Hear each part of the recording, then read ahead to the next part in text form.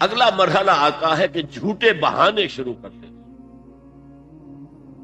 کب تک ہم اپنا اعتراف تقصیر کرتے رہیں گے؟ ہماری حیثیت کیا رہ جائے گی؟ ہماری عزت کیا رہ جائے گی؟ اب وہ کہیں گے حضور میری تو بیوی شدید بیمار ہے، کوئی دیکھ بھال کرنے والا نہیں ہے، میں جہاد میں نہیں جا سکتا، مجھے اجازت دے دی۔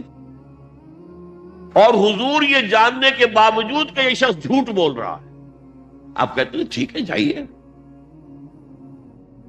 آپ کی مروت کے یہ خلاف تھا، شرافت اور مروت، کہے تم جھوٹ بول رہے ہو نا، ٹھیک ہے جائیے، آپ ایگزمپٹڈ۔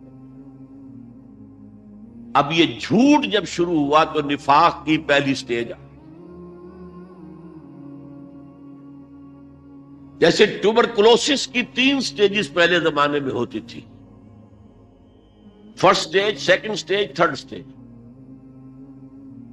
تھرڈ سٹیج پر آنے کے بعد مرض لا علاج ہوتا تھا، اب تو خیر ٹھیک ہے دوائیاں بہت سی ایجاد ہو گئی ہیں، لیکن تھرڈ سٹیج کو پہنچ کر پھر پچھلے زمانے میں کوئی توقع نہیں ہوتی تھی کہ اب دوبارہ صحت یاب ہو سکتا ہے۔ پہلی سٹیج اور سیکنڈ سٹیج میں اگر کچھ علاج ہو جائے تو بچنے کی توقع ہے۔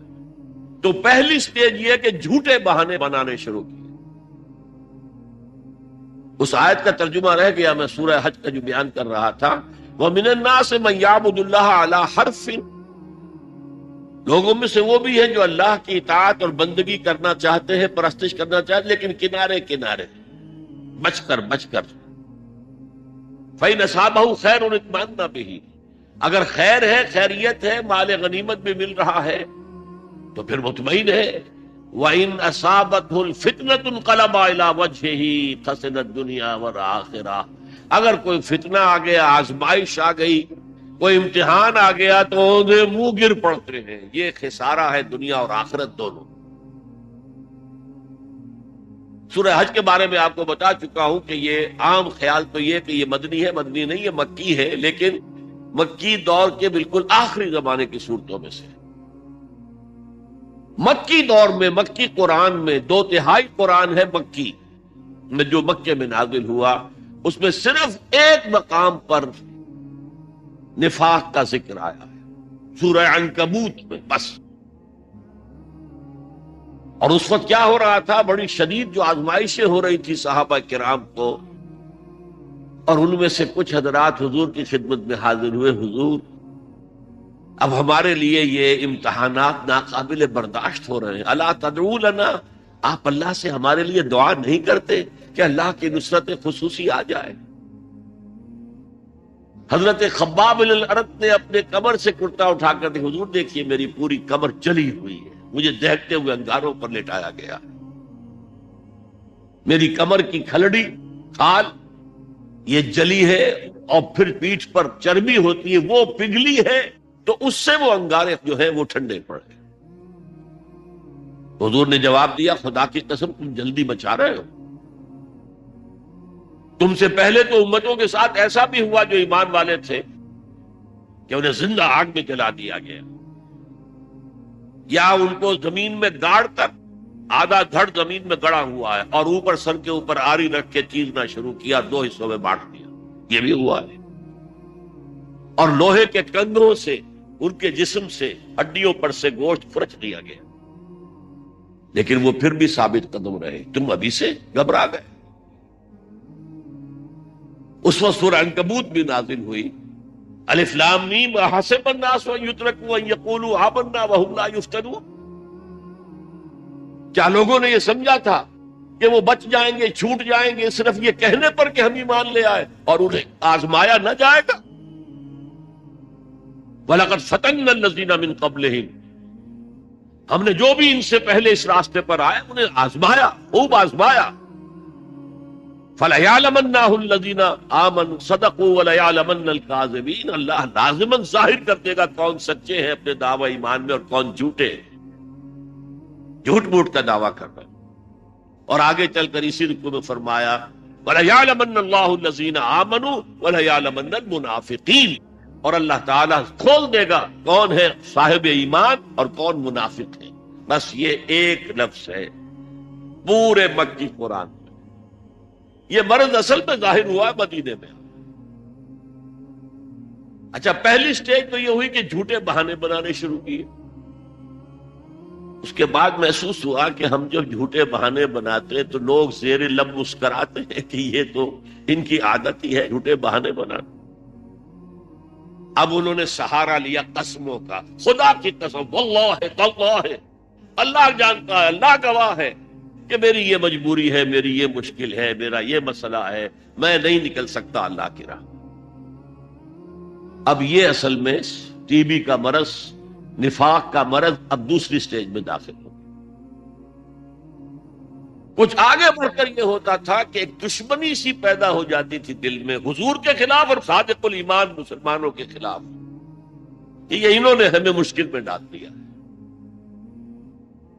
ہم ایمان لائے تھے، ہمیں کیا پتا تھا کہ ایمان کے تقاضے یہ ہوں گے؟ ہم سمجھے تھے بس ایک عقیدہ ہے، بدل لیا اللہ کا فیصلہ۔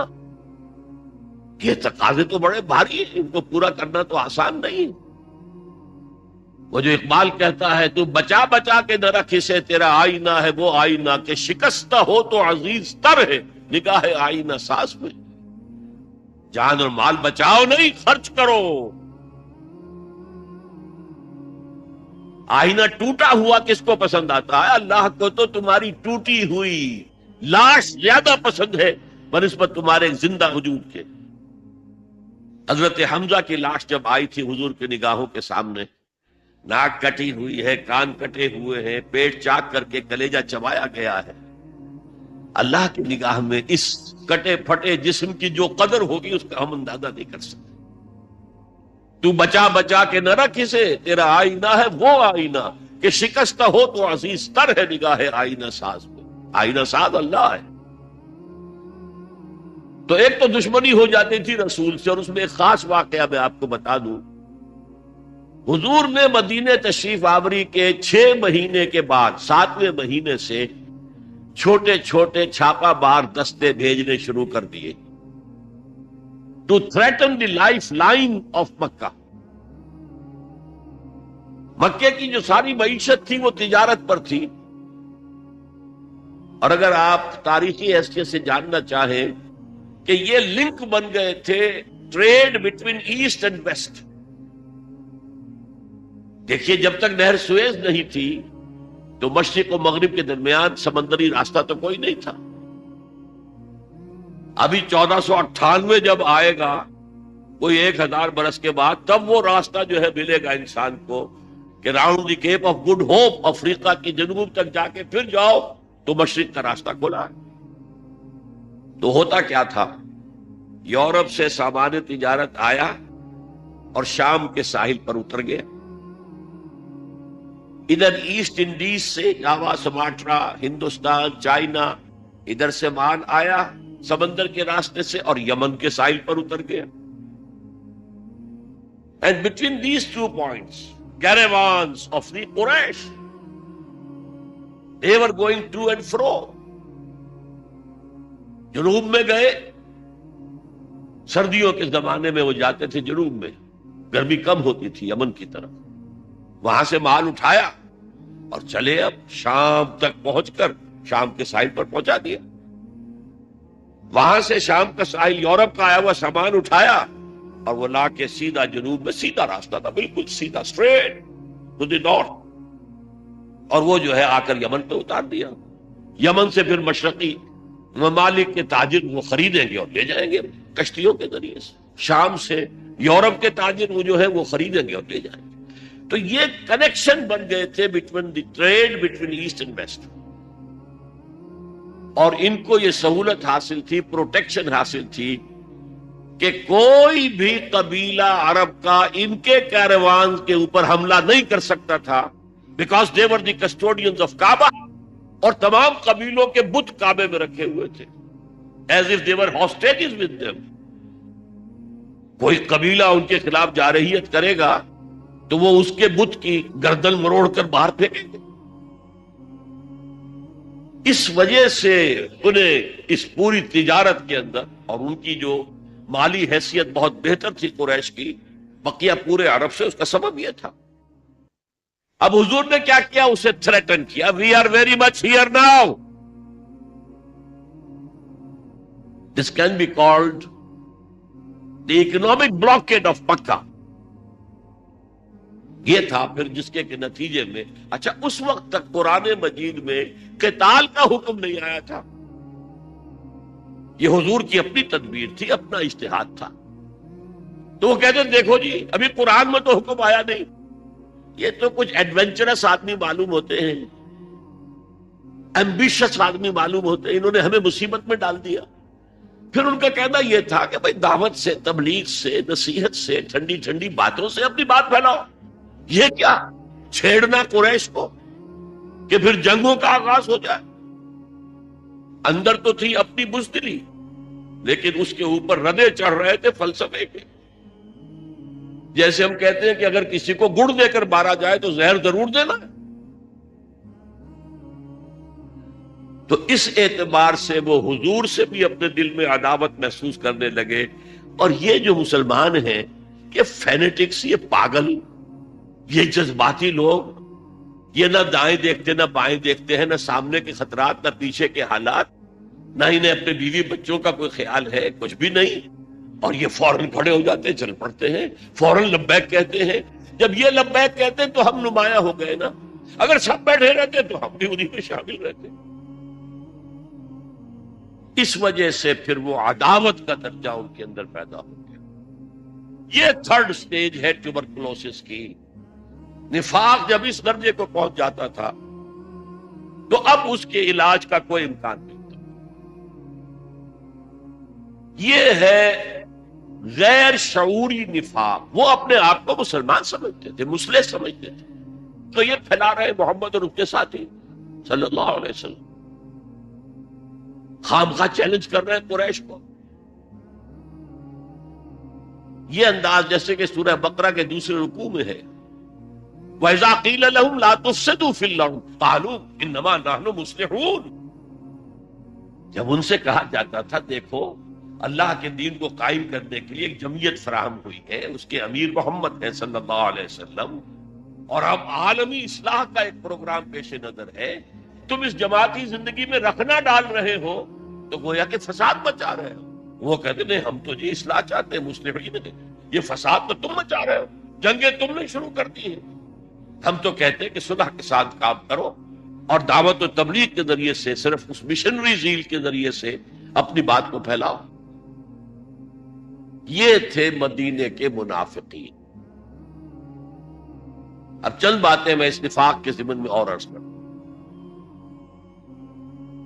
حضور نے فرمایا صلی اللہ علیہ وسلم نفاق کے بارے میں، ما خافہ الا مومن وما امنہ الا منافق.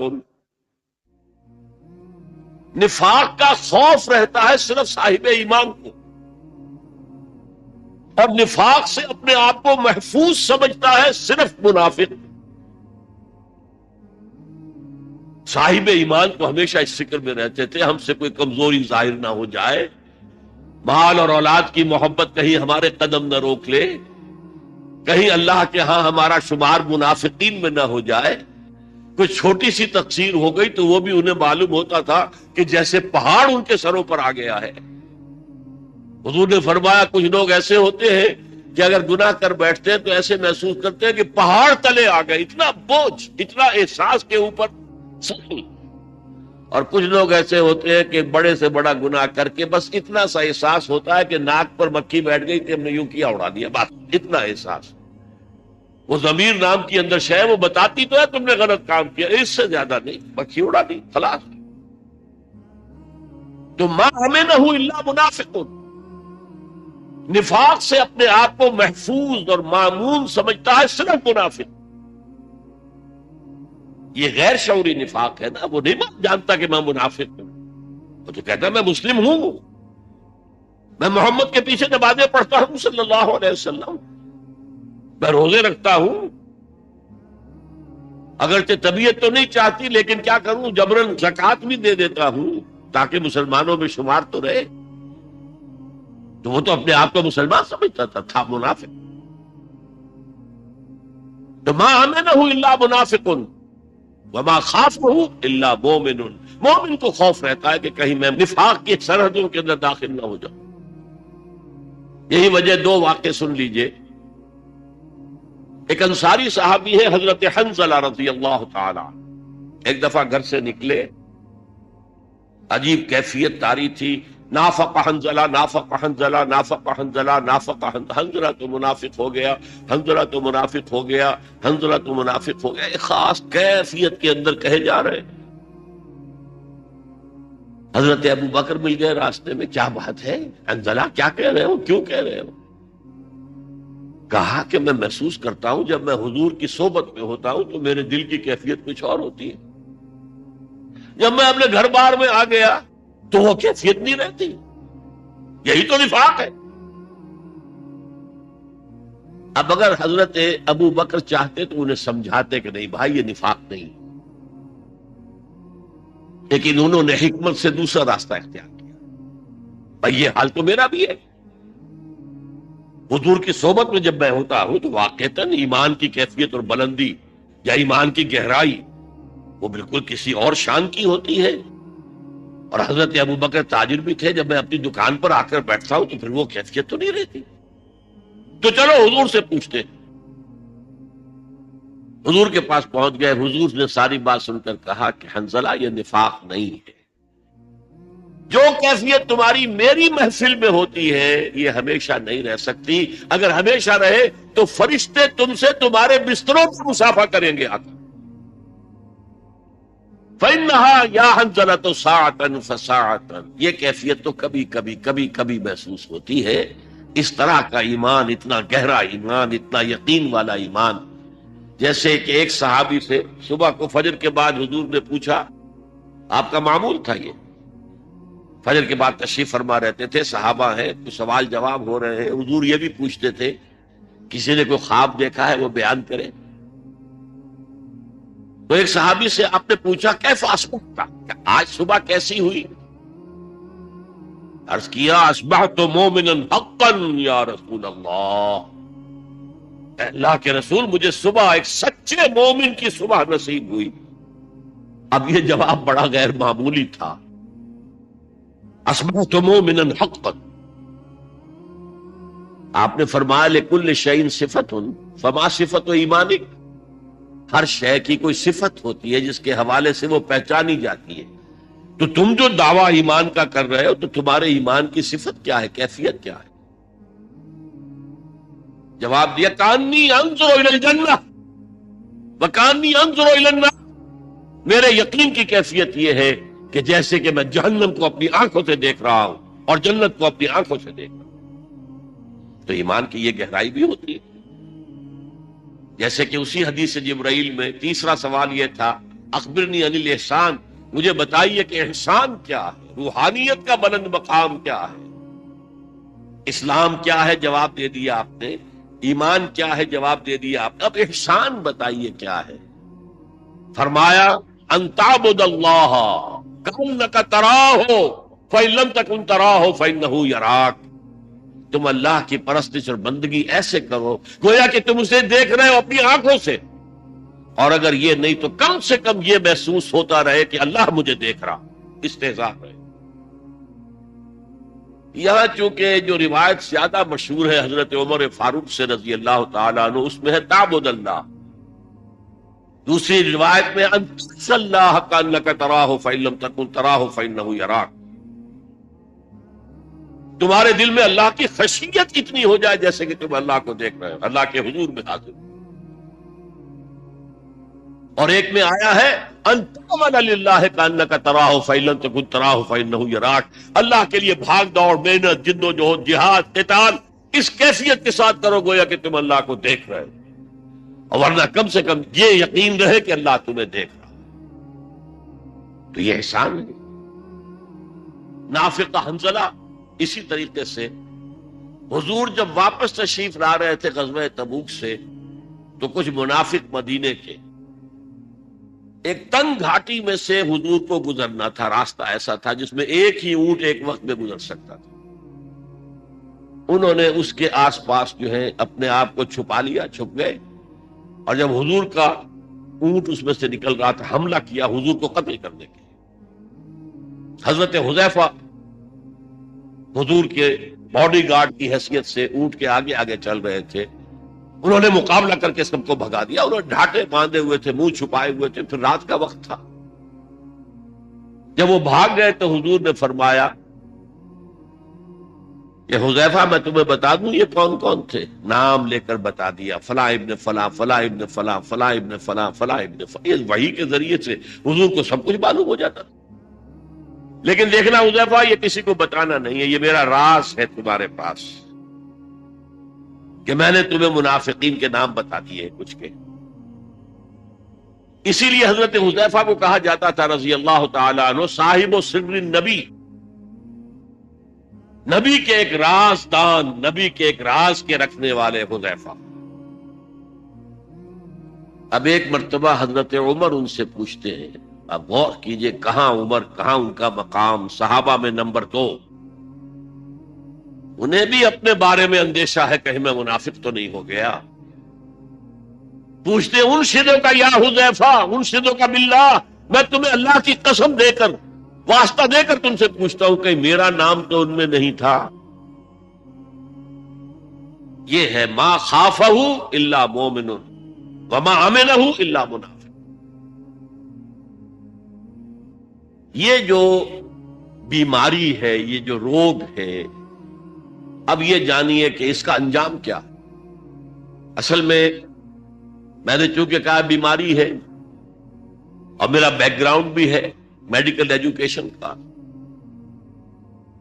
تو ہر مرض کے ضمن میں ہمارے ہاں بحثیں ہوتی ہیں ایٹیولوجی کیا ہے, یہ بیماری کیوں آتی.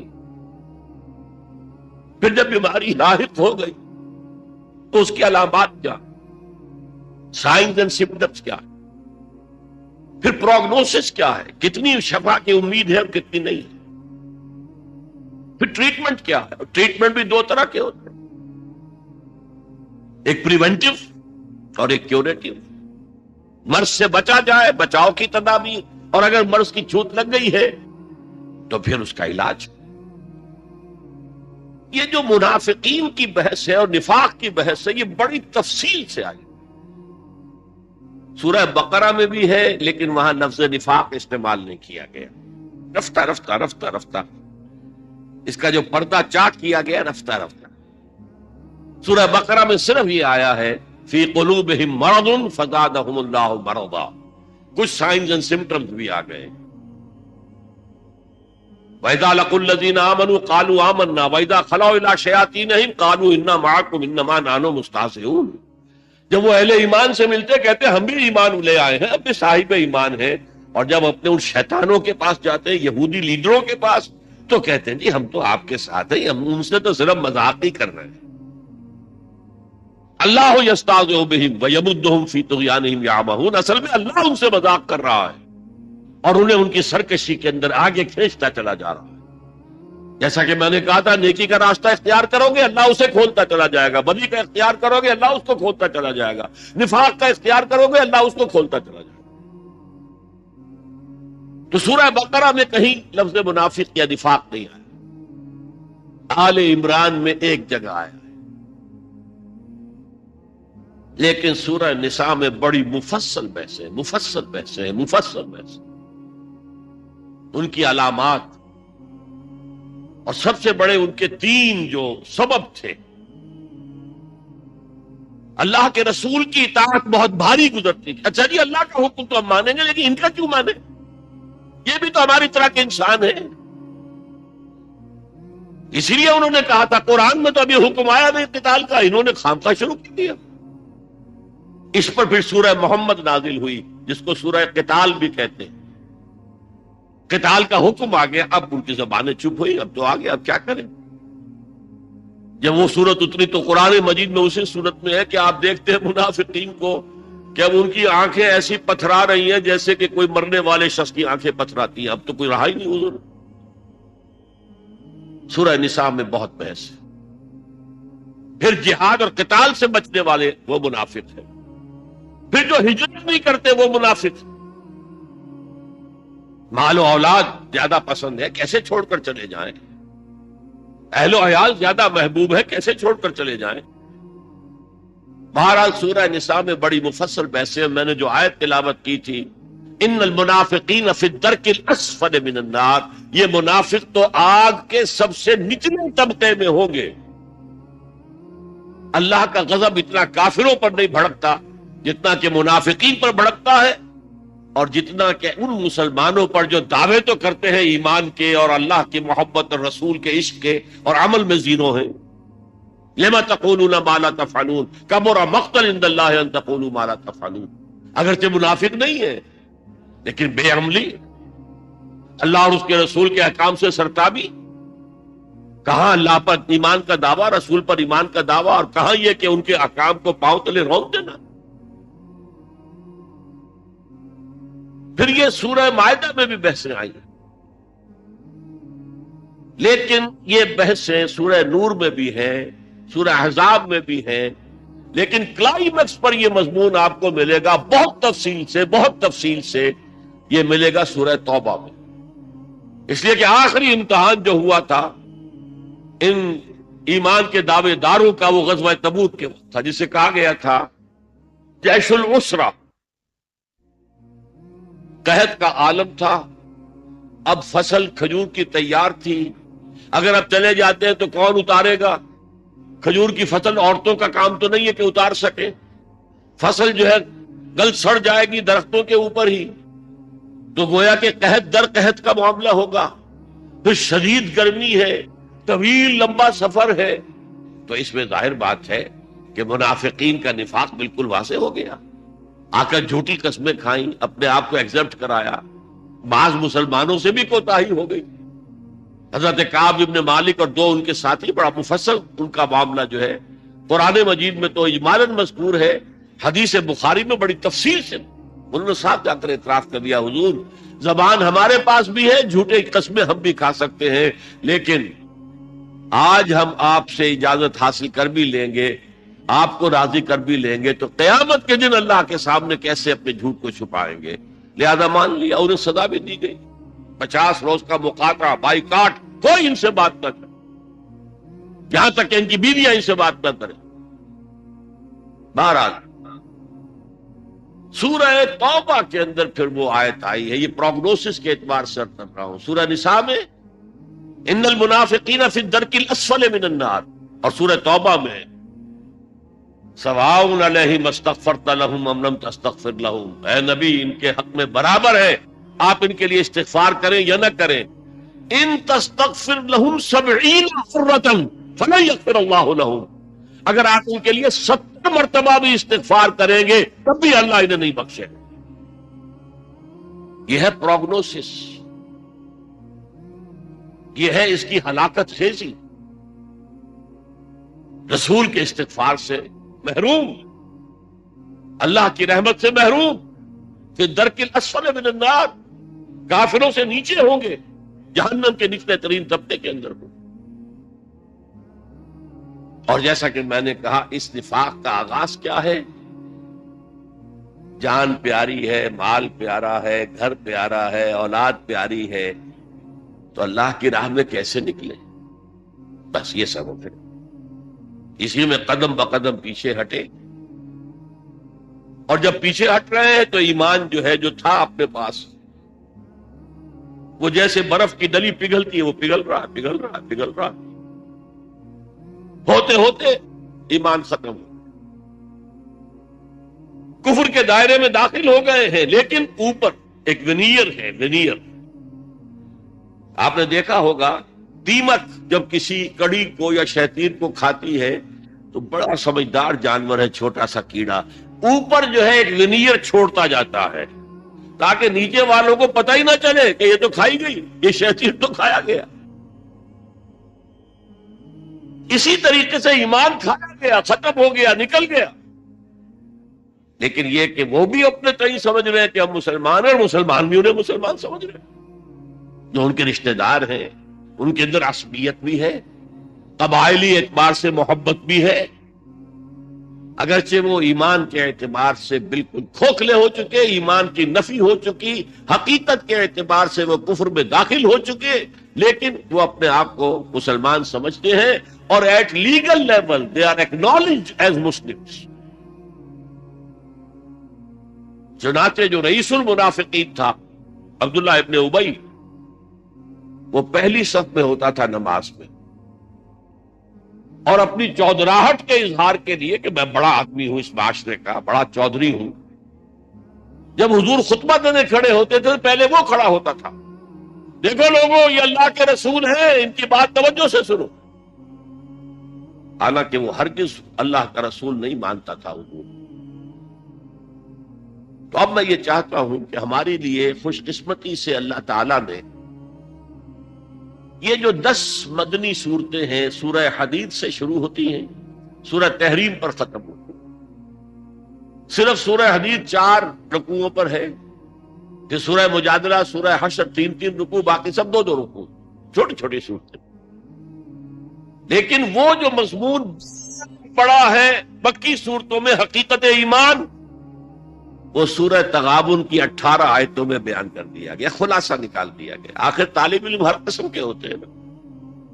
एक तालिब इल्म वो भी होते हैं जो असल निसाब की किताब को खूब पढ़ते हैं, दिल लगाकर पढ़ते हैं, और एक वो भी है जिन्हें खुलासे चाहिए,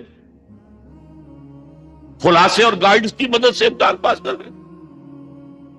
तो उनका भी लिहाज रखा है। अगर पूरी लंबी बहसें नहीं कर सकते तो लो सूरह तगाबुन में समझ लो ईमान क्या है, और ईमान के समरात क्या है, नताइज क्या है, तकाजे क्या है, मतालबे क्या। इसी तरीके से मुनाफिकीन की बहस, निफाक की बहस तफसील से तो है सूरह निसा में, सूरह तौबा में, लेकिन ये कुल 11 आयतें हैं, इसमें इसका ऐसा हकीमाना अंदाज में बयान हुआ है। आज मैं इन आयात का अब दर्स दे रहा हूं लफ्ज बलफ्ज, ताकि ये निफाक की हकीकत कुरान मजीद की इन 11 आयात के हवाले से आपके देर नशीन हो जाए, मेंटल एसोसिएशंस कायम हो जाए आयात के अल्फाज के साथ आपके ज़हन। देखिए बात शुरू कहां से हुई, इज़ा जाकल मुनाफिकून क़ालू नशहदु इन्नका लरसूलुल्लाह। ऐ नबी, जब ये मुनाफिक आपके पास आते हैं और कहते हैं कि हम गवाही देते हैं कि आप अल्लाह के रसूल हैं, जाहिर बात है मुसलमान होने के लिए अब चूंकि उन्हें शक होता था, हमारे ईमान पर तो शक किया जा रहा है। हम झूठी कसमें खाते हैं तो लोग जेर लब मुस्कुराते रहते हैं कि फिर झूठी कसम खा रहा है।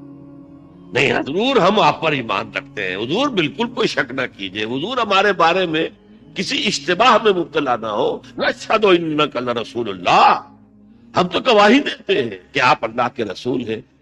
और जरा देखिए यहां तबसरा क्या है, वल्लाहु यअलमु इन्नका लरसूलुहु। मैं इसका तर्जुमा जरा मुख्तलिफ अंदाज में करता हूं। अल्लाह से बढ़कर किसको मालूम है कि आप अल्लाह के रसूल हैं? अल्लाह को हो मालूम है कि आप अल्लाह के रसूल हैं, और अल्लाह से बढ़कर किसको मालूम है कि आप अल्लाह के रसूल हैं? वल्लाहु यशहदु इन्नल मुनाफिकीन लकासिबून। लेकिन अल्लाह गवाही देता है ये मुनाफिक झूठे हैं। बताइए तो ये झूठ नहीं है, इन्नका लरसूलुल्लाह, आप अल्लाह के रसूल है, तो सच्चाई है। लेकिन वो दिल से नहीं कह रहे, ये सिर्फ जाहिरी बात है, ये इनका कौल है, इस पर ईमान और यकीन हासिल नहीं है। वल्लाहु यशहदु इन्नल मुनाफिकीन लकासिबून, झूठे। अब मैंने अर्ज किया था कि निफाक की पहली मंजिल झूठ है। अब उसके बाद मसला आया, जब मैंने अर्ज किया था कि जब देखा लोगों ने तो ये तो हर वक्त बहाने बनाते, तब कसमें खाकर इत्तखज़ू ऐमानहुम जुन्नतन फसद्दू अन सबीलिल्लाह, इन्होंने अपनी कसमों को ढाल बना लिया क्योंकि एतराज ना कर सकते। खुदा की कसम, वल्लाहे वल्लाहे वल्लाहे मेरी ये मजबूरी है, मेरी बीवी बीमार पड़ी है, कोई देखभाल करने वाला नहीं है, क्या पता उसका इंतकाल हो जाए और मैं अब निकल जाऊं अल्लाह की राह में, कौन उसका पुरसाने हाल होगा। तो कसमों को उन्होंने ढाल बना लिया। अब क्या कहें, एक शरीफ और बाबरवत इंसान क्या कहे, तुम झूठ बोल रहे हो, झूठ कसम खा रहे हो। अच्छा भाई, जैसा तुम कह रहे हो ठीक है। तो उन्होंने गोया के जो तकाजा था अल्लाह की राह का, कि अल्लाह की राह में निकलो, इंफाक करो, खर्च करो और अल्लाह की राह में जान हथेली पर रखकर निकल आओ, तो उससे रोका अपने आप को, जैसे तलवार के वार से आप ढाल के जरिए रोकते हैं, अपने आप को बचाते हैं। इत्तखज़ू ऐमानहुम, यमीन कसम, انہوں نے اپنی قسموں کو ڈھال بنا لیا ہے. فصدوا عن سبیل اللہ. ترجمہ بہت ٹھیک کیا گیا تھا. سدا یا سدو کے دو معنی ہیں، خود بھی رک جانا، دوسروں کو بھی روکنا. اللہ کے راستے سے خود رک گئے، دوسروں کو بھی روکتے. ان سے بھی کہتے تھے بھائی تمہاری مت ماری گئی ہے. قالوا لا تنفروا فی الحر، اس گرمی میں نکل رہے ہیں. شام کا سفر کرنا، تبوک جانا، حضور نے اعلان کر دیا تھا. عام اپنے غزوات کے جو آپ کی عام عادت تھی اس کے برعکس عام طور پہ یہ تھا کہ آپ چھپاتے تھے کہ کہاں جانا ہے. جیسے کہ ایک حدیث بھی ہے، استعینوا علی حوائجکم بالکتمان، اپنی ضرورتوں پر جو ہے پردہ ڈال کر چھپا کر اللہ کی مدد حاصل کرو. لیکن یہ ہم نے ڈکلیئر کر دیا تھا تبوک جانا ہے اور سلطنت روما سے ٹکراؤ ہے. ابھی تک تو عرب کی انٹرنل فائٹنگ تھی، اب ایک اسٹیبلشڈ ایمپائر جس کی فوجیں رومن لیجنز ہسٹری میں مشہور، لڑتے آہم لاکھوں کی فوجیں. تو وہ کیا سوچتے تھے؟ معاذ اللہ ان کا دماغ خراب ہو گیا ہے. غر ہؤلاء دینہم، ان کے دین نے انہیں دھوکے میں ڈال دیا ہے. کہاں جا رہے ہیں؟ سلطنت روما کو چیلنج کرنے جا رہے ہیں. تو وہ دوسروں کو بھی روکتے تھے، مت جاؤ. فرمایا وہ خود بھی رکے اللہ کے راستے سے اور دوسروں کو بھی روکنے کی کوشش کی. انہم ساء ما کانوا یعملون، یقیناً بہت ہی برا کام ہے جو وہ کر رہے تھے. اب آئی ہے بہت مرکزی آیت جس سے کہ بات واضح ہو جائے گی. ایک شعوری نفاق، ایک غیر شعوری نفاق. ذالک بانہم آمنوا، یہ اس لیے کہ ایمان تو وہ لائے تھے. قرآن تسلیم کر رہا، ایمان لائے تھے اور اس وقت کوئی دھوکے کا ارادہ نہیں تھا. یہ تو جب امتحان آ گئے، آزمائش آ گئی، جان و مال کے مطالبے آ گئے، تب پیچھے قدم ہٹنا شروع ہوا ہے، پسپائی شروع ہوئی ہے. اور رفتہ رفتہ پیچھے ہٹ کر سٹیج 1، سٹیج 2 اور سٹیج 3 تک جا پہنچے. گویا کہ سٹیج 3 تو کفر ہے، کھلا کفر ہے، اللہ کے رسول سے دشمنی اور اہل ایمان سے دشمنی. ذالک بانہم آمنوا ثم کفروا، وہ ایمان لائے تھے پھر انہوں نے کفر کیا ہے. لیکن یہ کفر پوشیدہ ہے، کھلم کھلا نہیں کہا. ان یہودیوں کی طرح جو صبح ایمان لائے تھے اور شام کو اعلان کر دیا جی ہم نے دیکھ لیا سب کچھ، ہم تو واپس جا رہے ہیں، مرتد ہو رہے ہیں. نہیں، یہ اسلام کے اندر رہے، قانونی طور پر اندر. اس شہتیر کی طرح جو اندر سے کھوکھلا ہو چکا ہے، اوپر سے ایک ونیئر ہے کہ دیکھنے والوں کو نظر نہیں آ رہا. وہ تو جب ایک دم گرے گا تو پتہ چلے گا یہ تو کھایا گیا تھا، ہمیں پتہ ہی نہیں چلا. چوکھٹ کو دیمک کھا چکی ہے لیکن اوپر ونیئر ہے، آپ کو نظر نہیں آ رہا. تو ذالک بانہم آمنوا ثم کفروا، یہ کفر حقیقی ہے، کفر قانونی نہیں ہے. مسلمان رہے، مسلمان مانا گیا اس لیے کہ منافق کوئی لیگل اینٹیٹی نہیں ہے. لیگل اینٹیٹی مومن بھی نہیں ہے، لیگل اینٹیٹی مسلمان، غیر مسلم. اللہ خیر سمجھ. اب جو مسلمان ہے وہ مومن صادق بھی ہو سکتا ہے، وہ دھوکے باز بھی ہو سکتا ہے، منافق. اور دونوں کیفیتوں سے جو ہے وہ اگر خالی ہے، نہ مثبت ایمان نہ منفی نفاق، تو اس کو کہتے ہیں اسلام بلا ایمان. یہ امام ابن تیمیہ نے سورہ حجرات کی اس آیت کے اوپر عنوان قائم کیا ہے، اثبات الاسلام بغیر ایمان، ایمان کے بغیر اسلام کا اثبات. قالت الاعراب آمنا قل لم تؤمنوا ولكن قولوا اسلمنا ولما يدخل الايمان في قلوبكم وان تطيعوا الله ورسوله لا يلدكم من اعمالكم شيئا ان الله غفور رحيم. تو ذالک بانہم آمنوا ثم کفروا فتطبع على قلوبهم، اب ان کے دلوں پر مہر کر دی گئی، جیسے بدترین کافروں کے دلوں کے اوپر جن پر حق جو ہے وہ واضح ہو گیا تھا.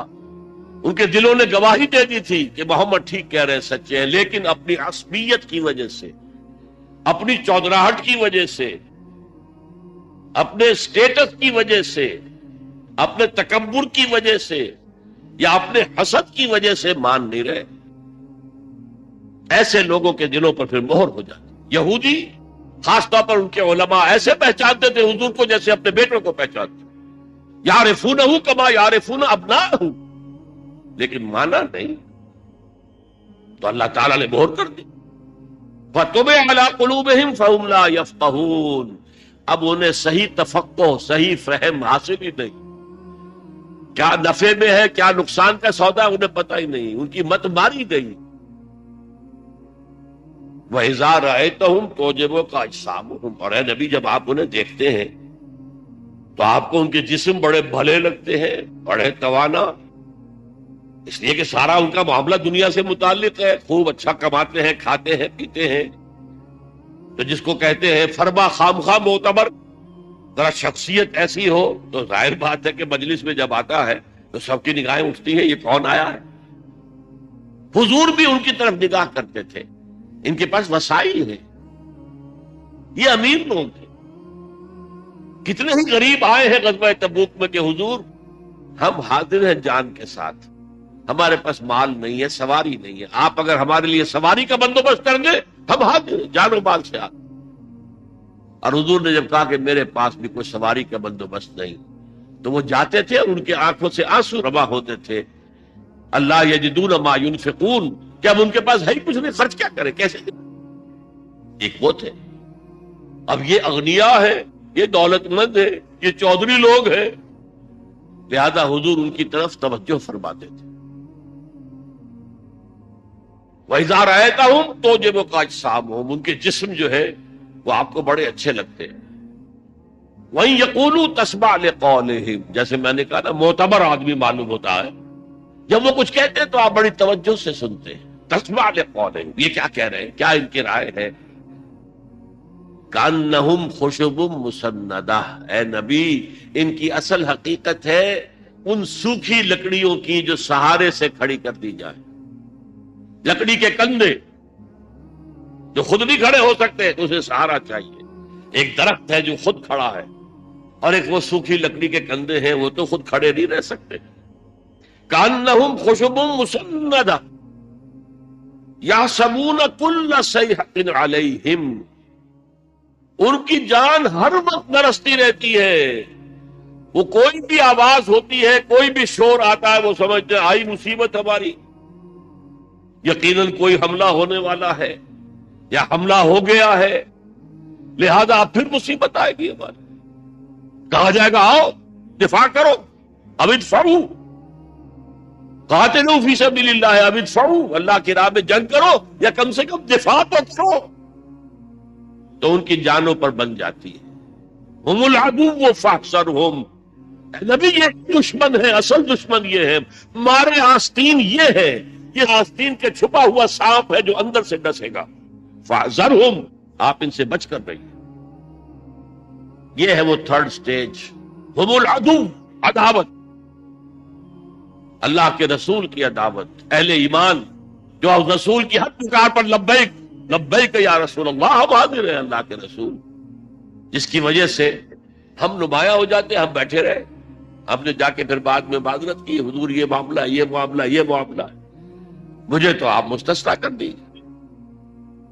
قاتلہم اللہ، اللہ انہیں ہلاک کرے، برباد کرے۔ انا یوفکون، یہ کہاں سے الٹے پاؤں پھرے جا رہے ہیں، ان کی بدبختی تو ملاحظہ ہو، قسمت کی خوبی دیکھیے، ٹوٹی کہاں کمند، دو چار ہاتھ جب کہ لبے بام رہ گیا، ایمان کی توفیق ملی، گمراہیوں سے نکلے، محمد کی صحبت سے فیضیاب ہوئے صلی اللہ علیہ وسلم، اور اب کہاں جا رہے ہیں، کس انجام کی طرف جا رہے ہیں۔ قاتلہم اللہ انا یوفکون، اب ان کے تکبر کا نقشہ۔ وَإِذَا قِيلَ لَهُمْ تَعَالَوْا يَسْتَغْفِرْ لَكُمْ رَسُولُ اللَّهِ، جب ان سے کہا جاتا ہے بھئی آؤ اللہ کے رسول کے پاس آؤ، اپنی غلطی کے اوپر اعتراف کر لو، اس کو مان لو، اللہ کے رسول بھی تمہارے لیے استغفار کریں گے، اللہ بخش دے گا۔ جب ان سے کہا جاتا ہے وَإِذَا قِيلَ لَهُمْ تَعَالَوْا، آؤ، يَسْتَغْفِرْ لَكُمْ رَسُولُ اللَّهِ، اللہ کے رسول تمہارے لیے استغفار کریں گے، لووا رؤوسہم، وہ اپنے سروں کو مٹکاتے ہیں، ہاں ہاں جی ہاں ہاں ہاں آئیں گے، آ جائیں گے۔ ورأیتہم یصدون، تم دیکھتے ہو وہ رکتے ہیں، نہیں آنا چاہتے۔ وہم مستکبرون، اور ان کا یہ پیچھے رکنا استکبار کی وجہ سے، تکبر کی وجہ سے۔ ہم کیوں محمد سے معافی مانگے صلی اللہ علیہ وسلم؟ سواء علیہم استغفرت لہم ام لم تستغفر لہم، ان کے حق میں برابر ہے، خواہ آپ استغفار کریں ان کے لیے، خواہ نہ کریں، لن یغفر اللہ لہم، اللہ ہرگز انہیں معاف نہیں کرے۔ یہ آیت اس سے شدید تر کیفیت کے ساتھ سورہ توبہ میں آ چکی ہے، جو میں آپ کو سنا چکا۔ استغفر لہم او لا تستغفر لکم ان تستغفر لہم 70 مرۃ فلن یغفر اللہ لہم، اے نبی آپ ان کے حق میں استغفار کریں یا نہ کریں، اگر آپ 70 مرتبہ استغفار کریں گے تب بھی اللہ انہیں معاف نہیں کرے گا۔ ان اللہ لا یہدی القوم الفاسقین، یقیناً اللہ ایسے فاسقوں کو، ایسے ناہنجاروں کو زبردستی ہدایت نہیں دیتا، اللہ کا قاعدہ یہ نہیں ہے۔ جو چاہے ہدایت پر آئے، فمن شاء فلیؤمن ومن شاء فلیکفر، ہم نے تو لوگوں کو اختیار دے رکھا ہے، جو چاہے وہ ایمان لائے، جو چاہے کفر کی روش اختیار کرے، جو چاہے نفاق کا راستہ اختیار کر لے، ہماری طرف سے فری چوائس ہے۔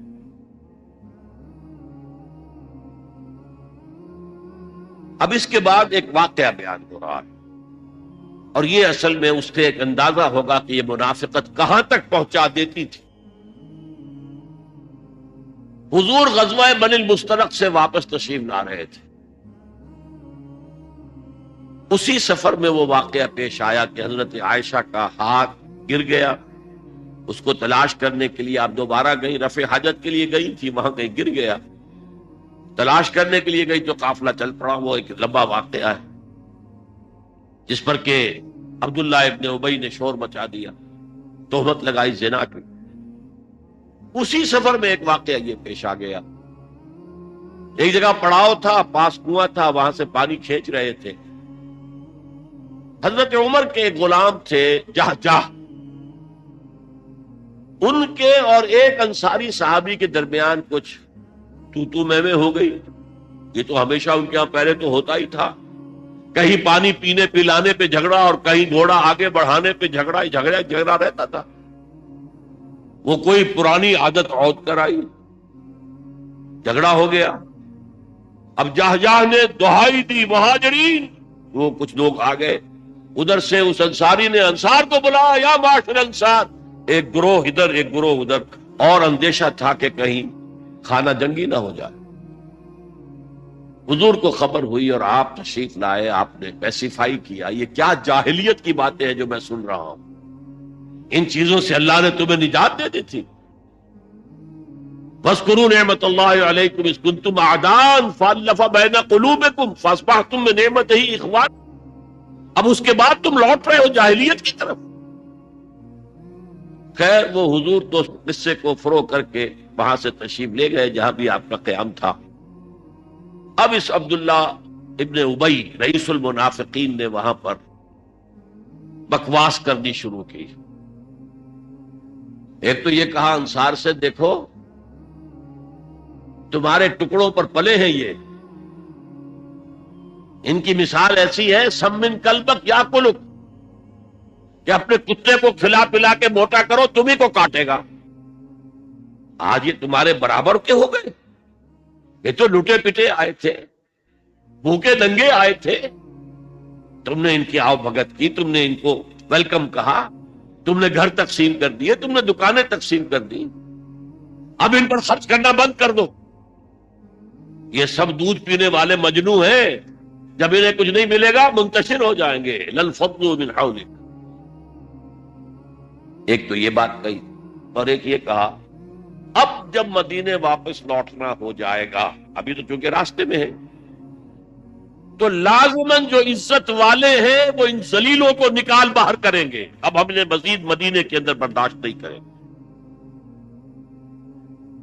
وہاں پر ایک نوجوان ٹین ایجر بھی موجود تھا، اس نے آ کر حضور کو خبر دی عبداللہ ابن ابی نے یہ کہا ہے، یہ کہا ہے، یہ کہا ہے۔ حضور نے بلا کر جواب طلبی کی تو صاف انکار کر دیا، قسمیں کھا گئے، میں نے کہا ہی نہیں۔ آپ اس چھوکرے کی بات پر ایک بات کر رہے ہیں، اس بچے کی بات پر مجھ سے آپ ایکسپلینیشن کال کر رہے ہیں۔ بعد میں یہ آیات نازل ہوئی تو حضور نے فرمایا لڑکے کے کان سچے تھے، لڑکے نے جو سنا تھا وہ سچ تھا، اس لیے کہ وہی آ گئی، وہی نے تصدیق کر دی۔ وہ کیا ہے اب پڑھیے، ہم الذین یقولون لا تنفقوا علی من عند رسول اللہ حتی ینفضوا، یہی لوگ جو کہتے ہیں مت صرف کرو ان لوگوں پر جو اللہ کے رسول کے ساتھ ہیں، یہاں تک کہ منتشر ہو جائیں گے۔ دیکھنا ان بستیوں کو تم کے ویراں ہو گئی، یہ بھیڑ چھٹ جائے گی، تم ان کی ضیافت کرتے ہو، کھلاتے ہو، پلاتے ہو، سب من کلمت یا کلو لا تنفقوا علی من عند رسول اللہ، مت خرچ کرو، مت انفاق کرو ان پر کہ جو اللہ کے رسول کے ساتھ ہے، حتی ینفضوا، یہاں تک کہ یہ بھیڑ چھڑ جائے، چلے جائیں گے سب چھوڑ کر۔ وَلِلَّهِ خَزَائِنُ السَّمَاوَاتِ وَالْأَرْضِ، اللہ کا تبصرہ کیا آیا، حالانکہ اللہ ہی کی ملکیت میں ہے تمام خزانے آسمانوں کے اور زمین کے، وَلَكِنَّ الْمُنَافِقِينَ لَا يَفْقَهُونَ، لیکن ان منافقوں کو فہم اور تفقہ حاصل نہیں، جانتے نہیں۔ اگر ان کے پاس ایمان حقیقی ہوتا تو وہ جانتے کہ اللہ کے خزانوں میں کہیں کوئی کمی نہیں ہے، وَلَكِنَّ الْمُنَافِقِينَ لَا يَفْقَهُونَ۔ اور دوسرا جملہ آ گیا، يَقُولُونَ لَئِن رَجَعْنَا إِلَى الْمَدِينَةِ لَيُخْرِجَنَّ الْأَعَزُّ مِنْهَا الْأَذَلَّ، اس نے یہ بھی کہا تھا، یہ کہتے ہیں کہ اگر ہم پہنچ گئے مدینے واپس، لَئِن رَجَعْنَا إِلَى الْمَدِينَةِ لَيُخْرِجَنَّ الْأَعَزُّ مِنْهَا الْأَذَلَّ، تو جو عزت والے ہیں، زیادہ عزت والے، اعز افعل التفضیل پر، کبیر سے اکبر، صغیر سے اصغر، عزیز سے اعز، اعزز ہے اصل میں اکبر کے وزن پر، اصغر کے وزن پر، لیکن دو زے مل گئی، اعز۔ اسی طرح ذلیل سے اذل، بہت کمزور۔ یہاں اصل میں ترجمے میں تھوڑی سی احتیاط کرنی چاہیے، عربی زبان میں ذلیل کے معنی وہ نہیں ہے جو ہماری زبان میں، عربی زبان میں ذلیل کہتے ہیں صرف کمزور۔ ہمارے ہاں ذلیل کا لفظ آتا ہے کمینے شخص کے لیے، ذلیل آدمی ہے، کمینہ انسان، کمظرف انسان، ورنہ یہ لفظ استعمال کیا حضور نے اللہ تعالی مسلمانوں کے لیے، وَلَقَدْ نَصَرَكُمُ اللَّهُ بِبَدْرٍ وَأَنْتُمْ أَذِلَّةٌ، اللہ تعالیٰ نے تمہاری مدد کی تھی غزوہ بدر میں اور تم لوگ بہت کمزور تھے۔ تو یہاں پہ ان کا جو عزت والے ہیں، صاحب ثروت ہیں، صاحب اقتدار ہیں، وہ ان کمزوروں کو، ان ذلیلوں کا مطلب کمزوروں کو نکال باہر کریں۔ مفلوق الحال ہے یہ، تو ان کے پاس ہے کیا؟ وَلِلَّهِ الْعِزَّةُ وَلِرَسُولِهِ وَلِلْمُؤْمِنِينَ، حالانکہ حقیقت اگر یہ جانتے ہوتے تو انہیں معلوم ہوتا کہ عزت حقیقتاً صرف اللہ کے لیے ہے اور اس کے رسول کے لیے ہے اور اہل ایمان کے لیے۔ وَلَكِنَّ الْمُنَافِقِينَ لَا يَعْلَمُونَ، لیکن یہ منافق لوگ جانتے نہیں۔ یہ نفاق کے مرض کی کیفیات، سائنز اینڈ سمپٹمز سب بیان کر، پروگنوسس بیان ہو گیا، کہاں تک یہ لے جا سکتا ہے، کس ہلاکت تک، کہ فی الدرک الاسفل من النار، آخرت میں جہنم کے سب سے نچلے طبقے میں، اور دنیا میں رسول کے استغفار سے محروم۔ اب دیکھیے جو میں نے کہا تھا، ہر مرض کے ساتھ ہمارے یہاں ڈسکشن ہوتی علاج، دوسرے رکوع کی 3 آیات میں علاج، اس ترتیب سے شاید کبھی آپ نے اس پر غور نہ کیا۔ اور علاج کی 2 قسمیں ہیں، پریونٹیو اور curative. Prevention is better than cure, prevention بہتر ہے، مرض کو ہونے مت دو۔ تو پہلی بات وہ ہے کہ جو اس نفاق کو آپ سے دور رکھے گی، اس کی انفیکشن ہوگی ہی نہیں، اور وہ کیا ہے یا ایھا الذین آمنوا لا تلہکم اموالکم ولا اولادکم عن ذکر اللہ. اہل ایمان دیکھنا، تمہیں تمہارے مال اور تمہاری اولادیں اللہ کے ذکر سے غافل نہ کر دیں. دوام ذکر، ہر وقت اللہ کو یاد. نماز تو خیر ہے ہی اللہ کے ذکر کے لیے، اس کے علاوہ ذکر. جمعے کے بارے میں بھی فرمایا ہے فَإِذَا قُضِيَتِ الصَّلَاةُ فَانتَشِرُوا فِي الْأَرْضِ وَابْتَغُوا مِن فَضْلِ اللَّهِ وَاذْكُرُوا اللَّهَ كَثِيرًا لَعَلَّكُمْ تُفْلِحُونَ. یہ نہ سمجھا کہ بس ذکر تو نماز میں ہم کر آئے، اب کوئی اور ذکر نہیں. کثرت سے ذکر. وہ آیات ہم پڑھ چکے ہیں. الذین یذکرون اللہ قیاما وقعودا وعلی جنوبہم، وہ لوگ جو اللہ کو یاد رکھتے ہیں کھڑے ہوئے، بیٹھے ہوئے، لیٹے ہوئے، ہر حال. اور اس کی شکلیں کیا ہیں؟ بدقسمتی سے ہمارے ہاں اہل تصوف کے جو مختلف مسلک ہیں، انہوں نے ذکر اذکار کے اپنے اپنے طریقے اختیار کیے.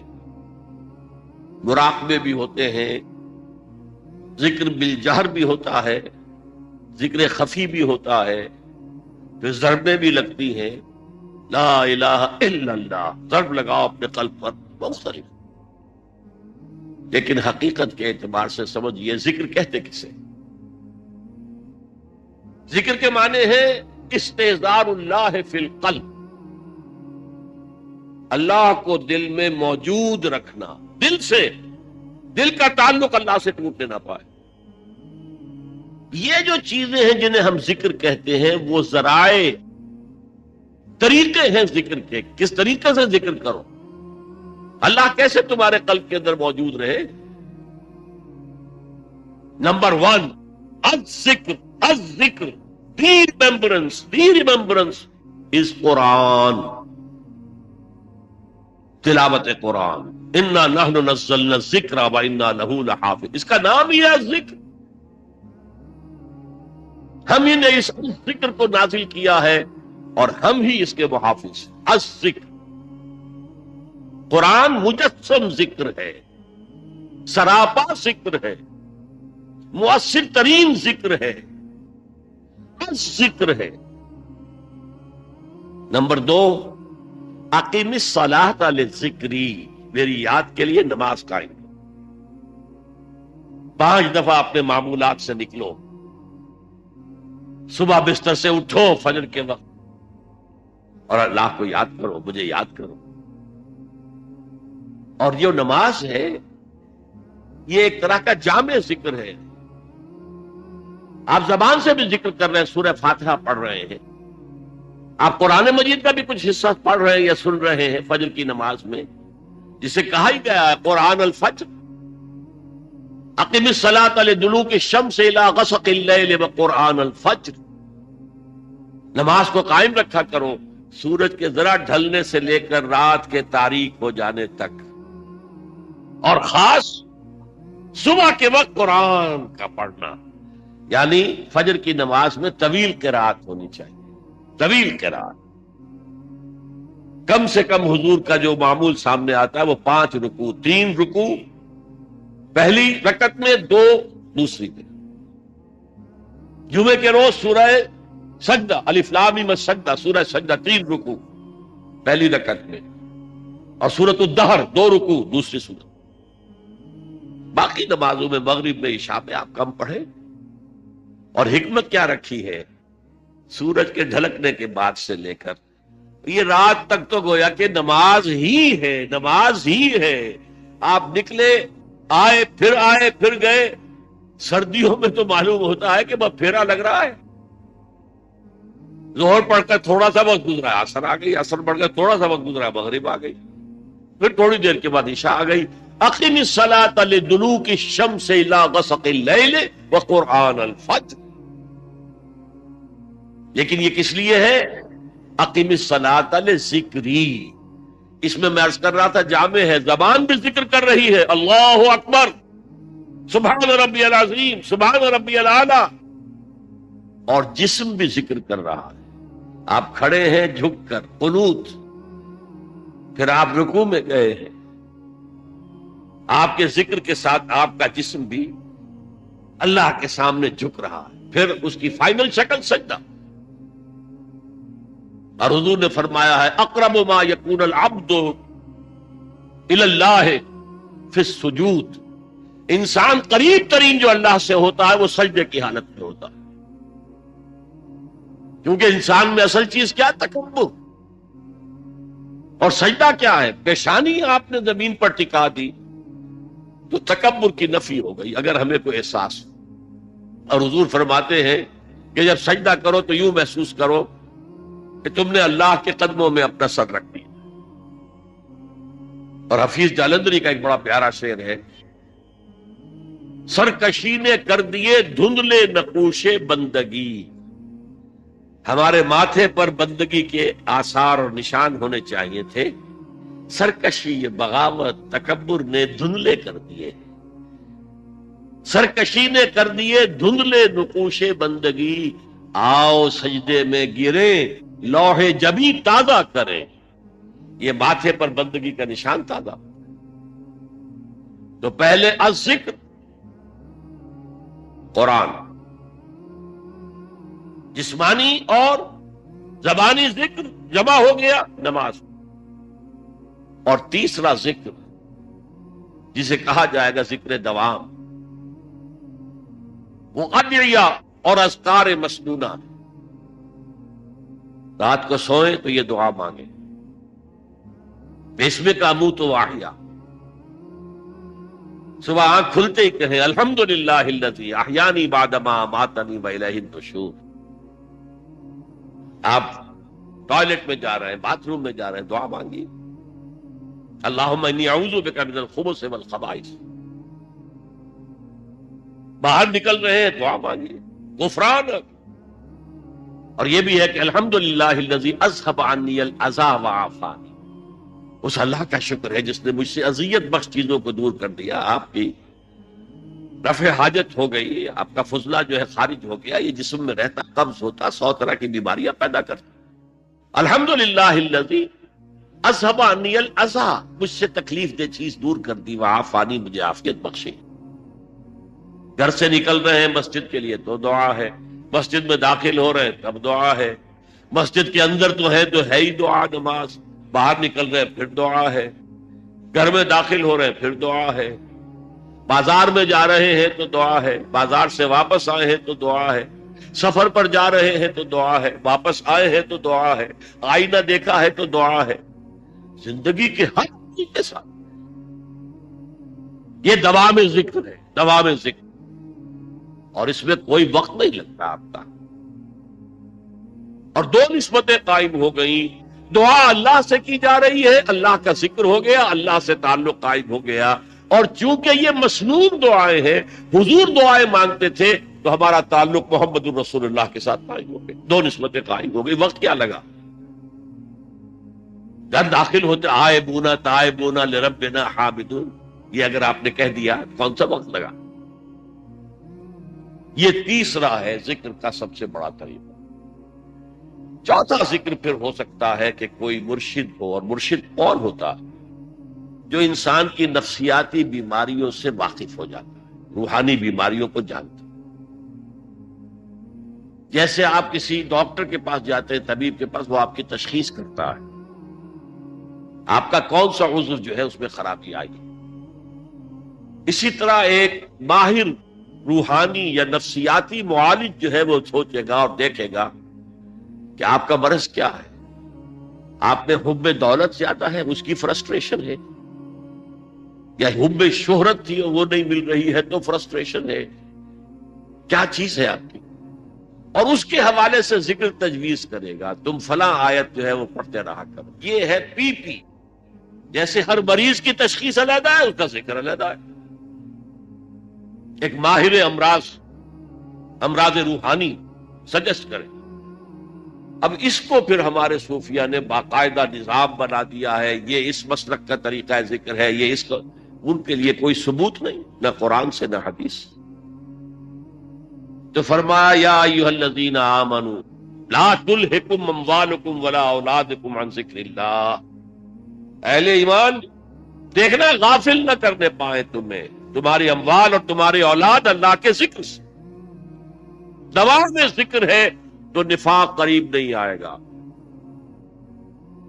آپ کو معلوم ہے کہ جسم کمزور ہو جاتا ہے، جسم کا دفاعی نظام جو ہے کمزور ہو جاتا ہے، تب بیکٹیریا آپ پر حملہ آور ہو سکتے ہیں، ورنہ ریزسٹنس ہے اندر تو چاہے بیکٹیریا کتنے ہی ہو آپ پر حملہ آور نہیں ہو سکتے.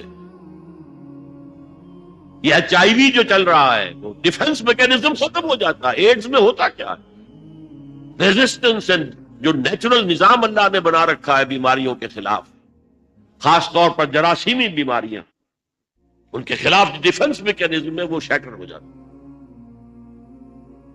تو اصل میں یہ ڈیفنس ہے، دوا میں ذکر یہ پریونٹیو ہے.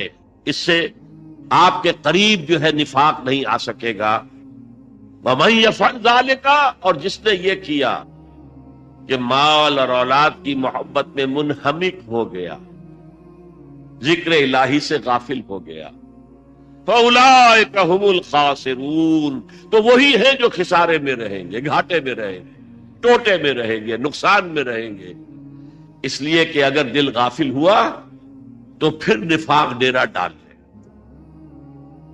حضور فرماتے ہیں کہ جب انسان غافل ہوتا ہے تو شیطان اپنی تھوتنی، یہ تھوتنی جو ہے سور کے منہ کو کہتے ہیں تھوتنی، تو شیطان اپنی تھوتنی جو ہے وہ انسان کے دل پر لگا دیتا ہے اور پھونکے مارتا ہے. اس پھونکے مارنے سے جو سفلی جذبات ہیں، جو انسان کے اندر حیوانی تقاضے، وہ خوب اچھلتے ہیں، ان میں ایکسائٹمنٹ ہوتی. لیکن جب اللہ کا ذکر موجود ہو دل میں، شیطان بھاگ جاتا. تو دل غافل نہ ہو. ذکر الہی دوام، اور اس کا میں نے ذریعے آپ کو بتا دیے. قرآن کی تلاوت سب سے بڑا ذکر، نماز سب سے جامع ذکر، اور اس کے بعد ادعیہ معصورہ اور اذکار مسنونہ، یہ دوام ذکر کا ذریعہ. ہر کام کے ساتھ آپ کپڑے پہن رہے ہیں، نئے کپڑے پہنے، دعا. زندگی کا کوئی فیل، یہاں تک کہ اپنی بیوی سے ہم بستر ہو رہے تو دعا ہے. خالص حیوانی تقاضا پورا کرنے چلے، دعا ہے پہلے. یہ دوام ذکر کا ذریعہ ہے. یا ایھا الذین آمنوا لا تلھکم اموالکم ولا اولادکم عن ذکر اللہ ومن یفعل ذلک فاولئک هم الخاسرون. اور یہاں وہ آیت پھر میں آج آپ کو کوٹ کر دوں، آیت نمبر 24 سورہ توبہ کی.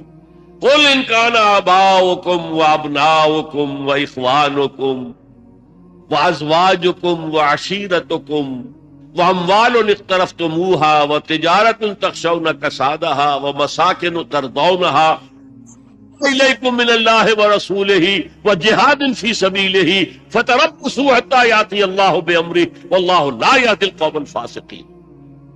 اے نبی ان سے کہہ دیجئے، اگر ہو تمہارے باپ اور تمہارے بیٹے اور تمہارے بھائی اور تمہاری بیویاں یا بیویوں کے لیے شوہر اور تمہارے رشتہ دار اقربا، یہ 5 رشتے اور 3 شکلیں مال کی، واموال اقترفتموها، وہ مال جو تم نے محنت سے کما کر جمع کیے، وتجارۃ تخشون کسادہا، اور وہ کاروبار بڑی محنت سے جمایا ہے اور اس کے کساد کا، مندے کا تمہیں اندیشہ رہتا ہے، ومساکن ترضونہا، اور وہ تمہارے محل یا تمہاری حویلیاں اور کوٹھیاں یا تمہارے مکان جو تمہیں بہت محبوب ہیں.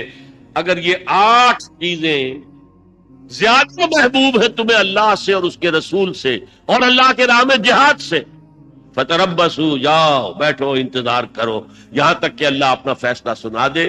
حتی یاتی اللہ بامرہ واللہ لا یہدی القوم الفاسقین. اللہ ایسے فاسقوں کو، ایسے ناہنجاروں کو، ایسے سرکشوں کو زبردستی ہدایت نہیں دیتی. زبردستی ہدایت دینی ہوتی تو پوری نوع انسانی کو آنے واحد میں اللہ ہدایت دے دے. اب دیکھیے دوسرا پہلو، اگر یہ چھوت لگ ہی گئی تو کیا کریں؟ ٹی بی کی انفیکشن ہوئی گئی ہے تو علاج کریں گے نا. اب کیوریٹو ٹریٹمنٹ کیا ہے؟ اور یہاں بڑا خوبصورت جو ہے صنعت لفظی، نفاق کا انفاق. انفاق کے معنی خرچ کر. یہ لفظ جب آتی ہے سراس مجرد سے نفقہ، اس کے معنی کوئی شے ختم ہو گئی، مر گئی، کھپ گئی، صرف ہو گئی. نفقت الدراہم، پیسے ختم ہو گئے، مک گئے. نفق الفرس، گھوڑا مر گیا. اس سے انفاق بنا، خرچ کرو، لگا دو، کھپا دو، صرف کر دو. اگر نفاق کی چھوت لگ گئی ہے تو کیوں لگی ہے؟ تمہیں دنیا کی محبت تمہارے دل پر غالب آ گئی. یہ مال و دولت دنیا، یہ رشتہ و پیوند، بتانے وہم و گما، لا الہ الا اللہ. لہذا اب علاج بالضد، اپوزٹ کے ذریعے سے علاج کرو. مال محبوب ہے، نکالو، دو. انفاق از دی ٹریٹمنٹ، کیوریٹو ٹریٹمنٹ. زیادہ سے زیادہ دو، زیادہ سے زیادہ دو، زیادہ سے زیادہ دو، نکالو. اس سے تمہارے دل میں جو چھوت لگ گئی تھی نفاق کی، میں نے بتایا نا کہ یہ صنعت لفظی نفاق، نفاق بنا ہے نفقن سے، جس کے معنی ہے سرنگ، یا نافقہ، گوہ کا بل جس کے دو منہ ہوتے ہیں، اس سے بنا ہے نفاق اور منافقت. جیسے جہاد اور مجاہدہ، قتال اور مقاتلہ، اسی طرح نفاق اور منافقت یا منافقہ، عربی میں منافقہ کہیں گے، منافقت نہیں کہیں. تو یہ کیا ہے؟ یہ جان و مال بچا کر رکھنا، اس کی محبت کی وجہ سے. اللہ کی راہ میں نہ مال خرچ کرنے کی توفیق اور نہ جان دینے کے لیے تیار. اب اس کا علاج کیا ہے؟ اصل میں حب دنیا کا سب سے بڑا سمبل جو ہے وہ حب مال ہے. اس حب مال کو نکالو اپنے دلوں سے، نکالو اپنے دلوں سے، نکالو اپنے دلوں سے. وَأَنفِقُوا مِمَّا رَزَقْنَاكُمْ، خرچ کرو، خرچ کرو، خرچ کرو ان میں سے، سب چیزوں میں سے جو ہم نے تمہیں دی ہیں.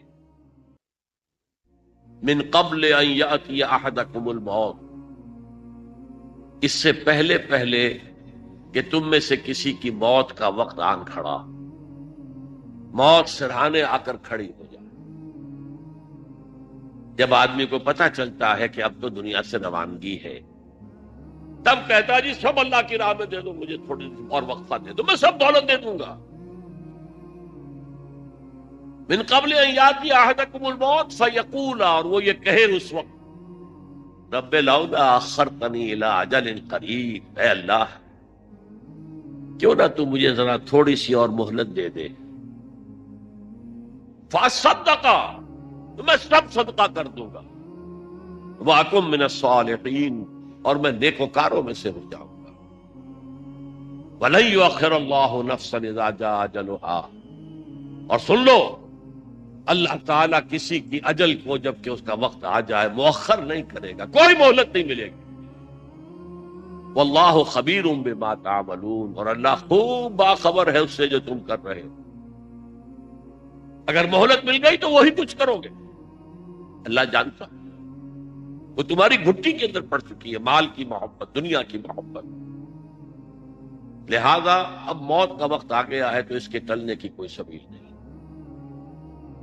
آپ نے دیکھا ان 11 آیات میں طب کی اصطلاح کے مطابق یہ نفاق کا مرض، روگ، فی قلوبہم مرض، یہ کہاں سے شروع ہوتا ہے؟ ضعف ایمان اور نفاق میں ڈفرینشیٹنگ لائن کیا ہے؟ نفاق کی پہلی علامت، پہلی سٹیج جھوٹ، جھوٹے بات.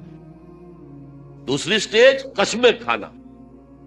تیسری اور فائنل سٹیج جو بھی اسلامی تحریک کا قائد ہے اس سے دشمنی ہو جانا، اور جو صادقین ہیں جو آگے بڑھ کر جان اور مال کھپا رہے ہیں ان سے نفرت ہو جانا، ان سے دشمنی ہو جانا. This is the final stage, this is the point of no return. اب تو اللہ کی طرف سے نبی کا استغفار بھی رد، اور آخرت میں عذاب الہی کی بدترین صورت، فی الدرک الاسفل من النار. اور جو عداوت جس درجے کی ہو جاتی ہے وہ عبداللہ ابن ابی کے قولوں میں ہم نے پڑھ لیا. علاج کیا ہے؟ دوام ذکر الہی. الذین یذکرون اللہ قیاما وقعودا وعلی جنوبہم. اور اگر چھوت لگ جائے تو انفاق، خرچ کرو خرچ کرو خرچ کرو خرچ کرو. یہاں تک کہ پوچھا گیا کہ قرآن مجید میں اتنا زور دیا جا رہا ہے انفاق پر، خرچ کرو خرچ کرو خرچ کرو، کتنا خرچ کریں؟ فرمایا گیا یسألونک ماذا ينفقون قل العفو، جو بھی تمہاری ضرورت سے زیادہ ہے دے ڈال. یہ ہے نفاق کی حقیقت، اور نفاق سے بچاؤ کی شکل، اور نفاق کا مرض لاحق ہو جائے تو اس کے علاج کی صورت. اللہ تعالی ہمیں اس نفاق سے پاک کرے. ایک غلطی مت کیجیے گا، مسلمان بے عمل ہو کبھی اسے منافق نہ کہیے گا. کسی کو ہم منافق قرار نہیں دے سکتے. اس کی بے عملی یا بد عملی بھی اگنورنس کی وجہ سے ہو سکتی ہے، ایمان کے ذوف کی وجہ سے ہو سکتی ہے، ذوف ارادہ کا مریض ہو سکتا ہے کہ ایک شخص کچھ کام کرنا چاہتا ہے، ہمت نہیں ہے، نیورستھینیا ہے، اعصابی مریض ہے، جو بھی کچھ ہے منافق نہیں. منافق کون ہوگا آج کے دور میں؟ جو اللہ کے دین کے غلبے کی کسی تحریک میں شامل ہو، اور پھر جب ڈسپلن کے تقاضے آئے اور جب جان اور مال کے خرچ کرنے کے تقاضے آئے تو پیچھے ہٹنا شروع کرے. پھر وہ ارتداد. سورہ مائدہ میں اس کا نقشہ کھینچا گیا ہے. یا ایھا الذین آمنوا من یرتد منکم عن دینہ فسوف یأتی اللہ بقوم یحبونہ ویحبونہ. اے اہل ایمان، اگر تم نے پسپائی اختیار کی اپنے دین سے تو اللہ تمہیں ہٹا کر اور قوم لے آئے گا جس سے وہ محبت کرے گا اور وہ اس سے محبت کرے گا. تو اللہ تعالیٰ سے دعا کیجئے اللہم طہر قلوبنا من النفاق، اے اللہ ہمارے دلوں کو نفاق سے پاک کر دے.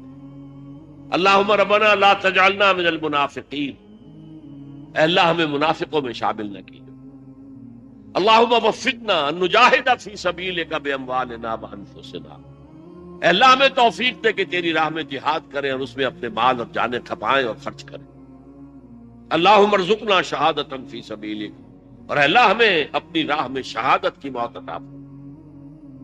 اللہم انصر من نصر دین محمد صلی اللہ علیہ وسلم من کانوا وحیث کانوا، اے اللہ اپنے ہر اس بندے کی مدد فرما جو تیرے نبی کے دین کی خدمت کر رہا ہو، وہ کوئی بھی ہو کہیں بھی ہو. وجعلنا منہم، اور اے اللہ ہمیں بھی ان کے ساتھ شامل ہونے کی توفیق عطا فرما. وخذل من خذل دین محمد صلی اللہ علیہ وسلم من کانوا وحیث کانوا، اے اللہ ہر اس شخص کو ذلیل اور رسوا کر دے جو تیرے نبی کے دین سے روگردانی کر رہا، خواہ وہ کوئی بھی ہو کہیں بھی ہو. ولا تجعلنا معهم، اے اللہ ہمیں ان کے ساتھ شامل نہ ہونے دی، ہمیں اپنی پناہ میں لے لیجو، ہم کہیں ان کے دھوکے میں آ کر ان کے ساتھ شامل نہ ہوں.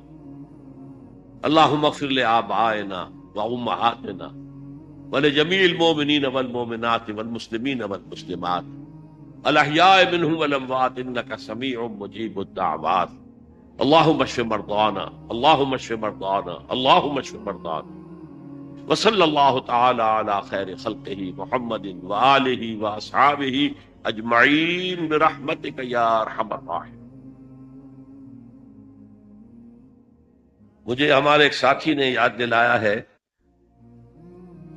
کہ آپ اپنی تقریر کے اختتام پر IRF کا بالخصوص اور اہل بمبئی کا بالعموم شکریہ ادا کر دیں. واقعہ صحیح مجھے یاد دہانی کی گئی ہے. جتنا اہتمام کیا ہے IRF نے میرے لیے، اور جس کی بدولت آپ لوگ یہاں اتنی کثیر تعداد میں جمع ہیں، اس کے لیے میں ان کا ممنون ہوں. اور پھر جس طرح کی وہ ریکارڈنگ کر رہے ہیں، جس طرح کے انہوں نے خرچ کیے ہیں، یہ ویڈیوز جہاں جہاں بھی جائیں گے وہاں تک اللہ کا پیغام پہنچے گا. اس میں یقیناً میرے لیے بھی اجر و ثواب رہے گا، یہ میرا صدقہ جاریہ رہے گا، میرے مرنے کے بعد بھی یہ چیزیں رہیں گی. اور پھر جو لوگ یہ کام کر رہے ہیں، محنت کر رہے ہیں، پیسے خرچ کر رہے ہیں، بھاگ دوڑ کر رہے ہیں، ان کے والنٹیئرز جس طرح میں نے دیکھا ہے مصروف ہیں، ڈسپلن کے ساتھ کام کر رہے ہیں، ہر چیز بڑی منظم ہے. تو میں ان سب حضرات کے لیے اللہ سے دعا بھی کرتا ہوں اور ان سب کا شکریہ بھی ادا کرتا ہوں، اور آپ سب حضرات کا بھی شکریہ. مجھے معلوم ہے روزانہ آنا اور ہر روز تعداد بڑھنا، آج شاید سب سے زیادہ تعداد ہو گئی ہے. ویسے بھی الوداعی خطاب تھا. میرا اپنا اندازہ تھا کہ یہ 10 دن کا پروگرام مسلسل ہوگا تو رفتہ رفتہ کچھ حاضری کم ہوتی جائے گی. میں نے یہاں جو برعکس صورت دیکھی ہے تو واقعہ یہ ہے کہ اس سے حوصلہ ملا ہے کہ نہ ہو مایوس اقبال اپنی کشت ویراں سے، نہ ہو نا امید اے اقبال اپنی کشت ویراں سے، نہ ہو نا امید. ذرا نم ہو تو یہ مٹی بہت زرخیز ہے ساقی. مسلمانوں کے اندر ایک امنگ ہے، ایک ولولہ ہے، ایک خواہش ہے. اللہ کرے کہ قرآن مجید کی رہنمائی، میں اپنی رہنمائی نہیں کہہ رہا، قرآن مجید کی رہنمائی، میں تو ایک ذریعہ ہوں. جیسے حضور نے حضرت علی سے کہا تھا یا علی ان یہدی اللہ بک رجلا واحدا خیر لک من حمر النعم. اگر اللہ تعالیٰ تمہارے ذریعے سے کسی ایک آدمی کو بھی ہدایت دے دے، دیکھیے کس قدر خوبصورت انداز ہے، تم ہدایت دینے پر قادر نہیں ہو علی، اللہ تمہارے ذریعے سے ہدایت دے دے. لن یہدی اللہ بک رجلا واحدا خیر لک من حمر النعم، تو تمہارے لیے سرخ اونٹوں سے بڑی دولت ہے یہ. تو اللہ تعالیٰ میرے اس بیان القرآن کے ذریعے سے، قرآن مجید کی تشریح و توضیح کے ذریعے سے، حقائق قرآنی کو خطابات کے ذریعے سے جو عام کرنے کی مجھے توفیق دے رہا ہے، تو میں اسے اپنے حق میں بھی اللہ کا فضل اور کرم سمجھتا ہوں.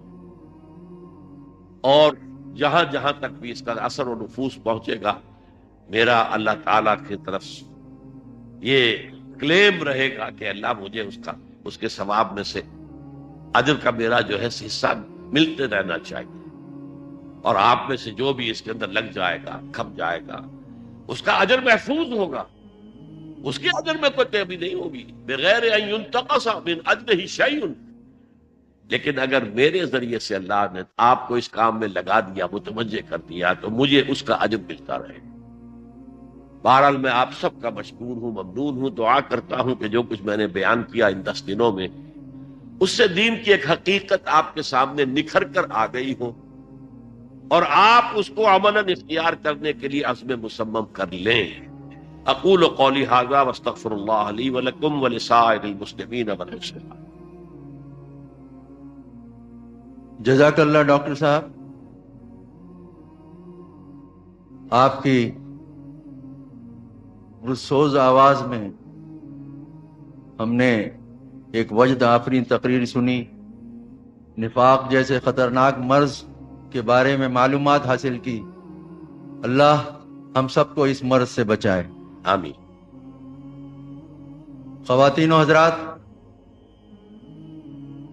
یہ بات ہمارے مشاہدے میں ہے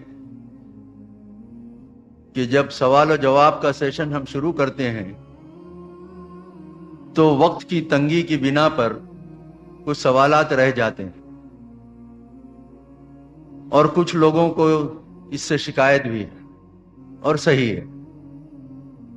لیکن ان حالات کے پیش نظر، خصوصاً جب کہ ہم وقت میں کوئی توسیع نہیں کر سکتے، اس کا نعم البدل یہی ہو سکتا ہے کہ ہم ڈاکٹر صاحب سے جن کے سوالات کے جوابات نہ ملے ہوں، ان سے ای میل یا ویب سائٹ یا ٹیلی فون یا فیکس کے ذریعے رابطہ قائم کریں.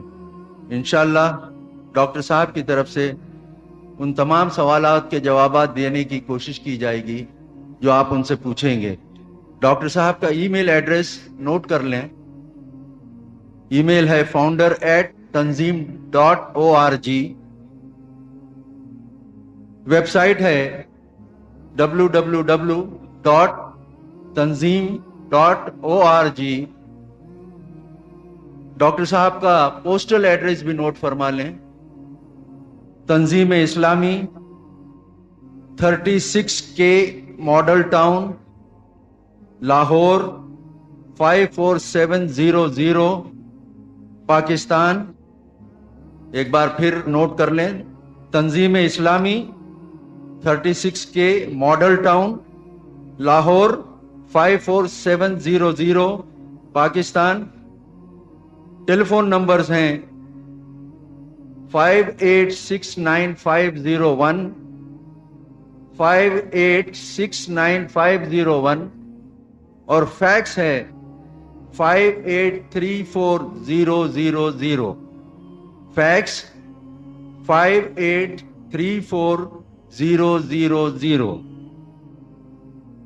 اب جو سوال و جواب کا سیشن شروع کر رہے ہیں ہم. سوال جواب کے سیشن کے شروع کرنے سے قبل میں اپنا ایک مشاہدہ اور اس کا جو نتیجہ میں نکال رہا ہوں وہ بیان کر رہا ہوں.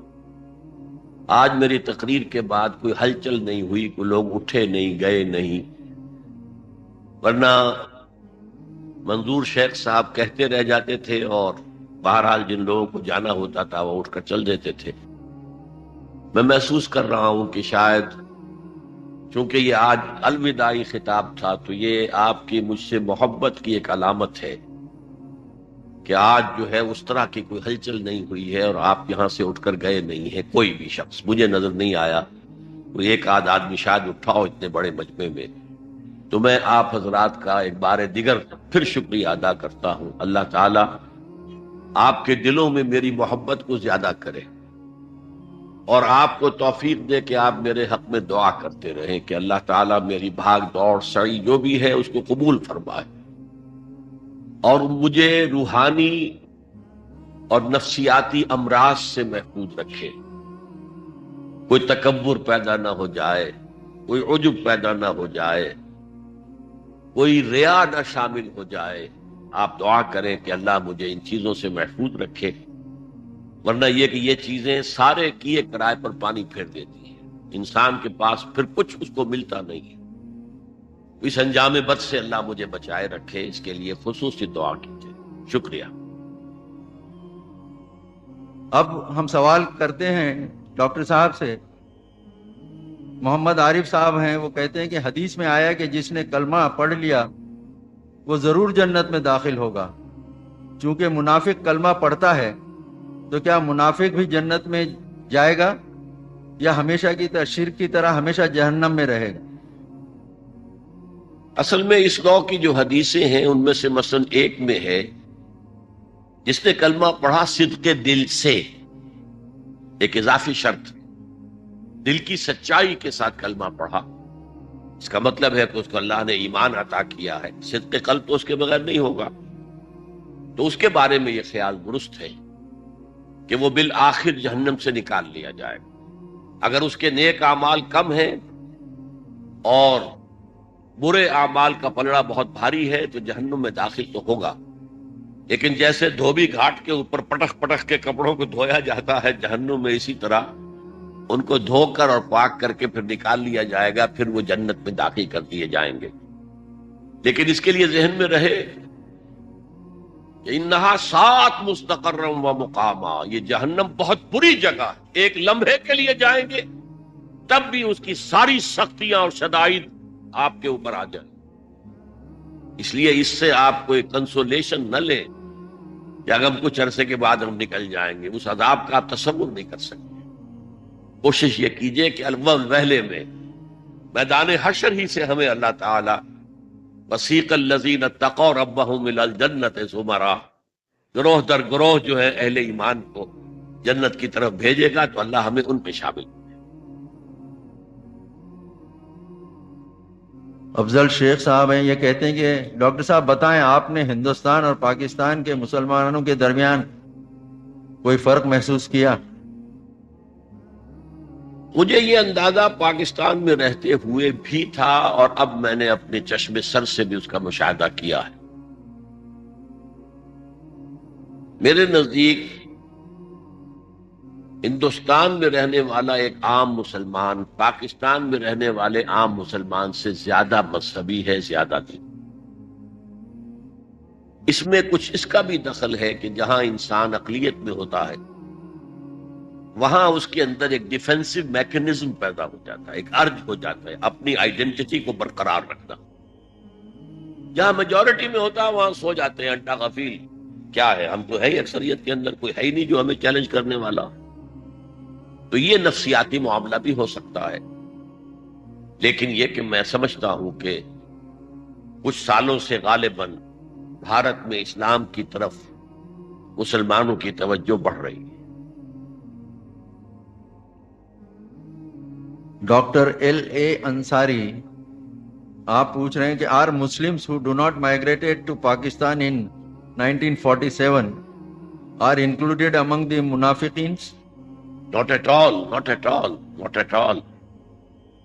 بلکہ اس معاملے میں مولانا مودودی سے ایک بہت بڑی غلطی ہوئی تھی، جس پر مولانا ظفر احمد عثمانی رحمت اللہ علیہ نے گرفت کی تھی، اور صحیح گرفت کی تھی. مولانا نے ان آیات کے حوالے سے کہ جو لوگ ہجرت نہیں کرتے، اے مسلمانوں اب تمہارا ان سے کوئی تعلق نہیں، میں آپ کو بتا چکا ہوں کہ یہ بھی ایک نفاق سمجھا گیا تھا جو ہجرت نہیں کر رہا. ان آیات کے حوالے سے اپلائی کر دیا کہ اب مسلمان جو پاکستان میں ان کے کوئی تعلقات، کوئی روابط، کوئی رشتہ داریاں بھارت کے مسلمانوں کے ساتھ نہیں ہو سکتی. بہت بڑی غلطی تھی ان کی.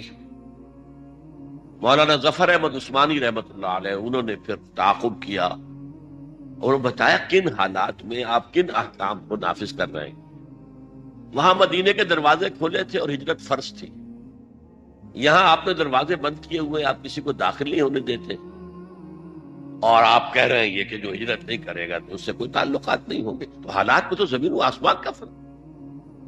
تو بہرحال میں اس سے سمجھتا ہوں کہ ایسی کوئی بات نہیں ہے، اور انسان جہاں بھی رہے اللہ کا بندہ بنے اور اللہ کی طرف سے شہادت علی الناس کا فریضہ سر انجام دے، اور جہاں بھی ہو چاہے کتنی ہی چھوٹی سی اقلیت میں ہو دین کو قائم کرنے کی جد و جہد ضرور کرے، ضرور کرے، ضرور کرے، چاہے نتیجہ کوئی نہ نکلے.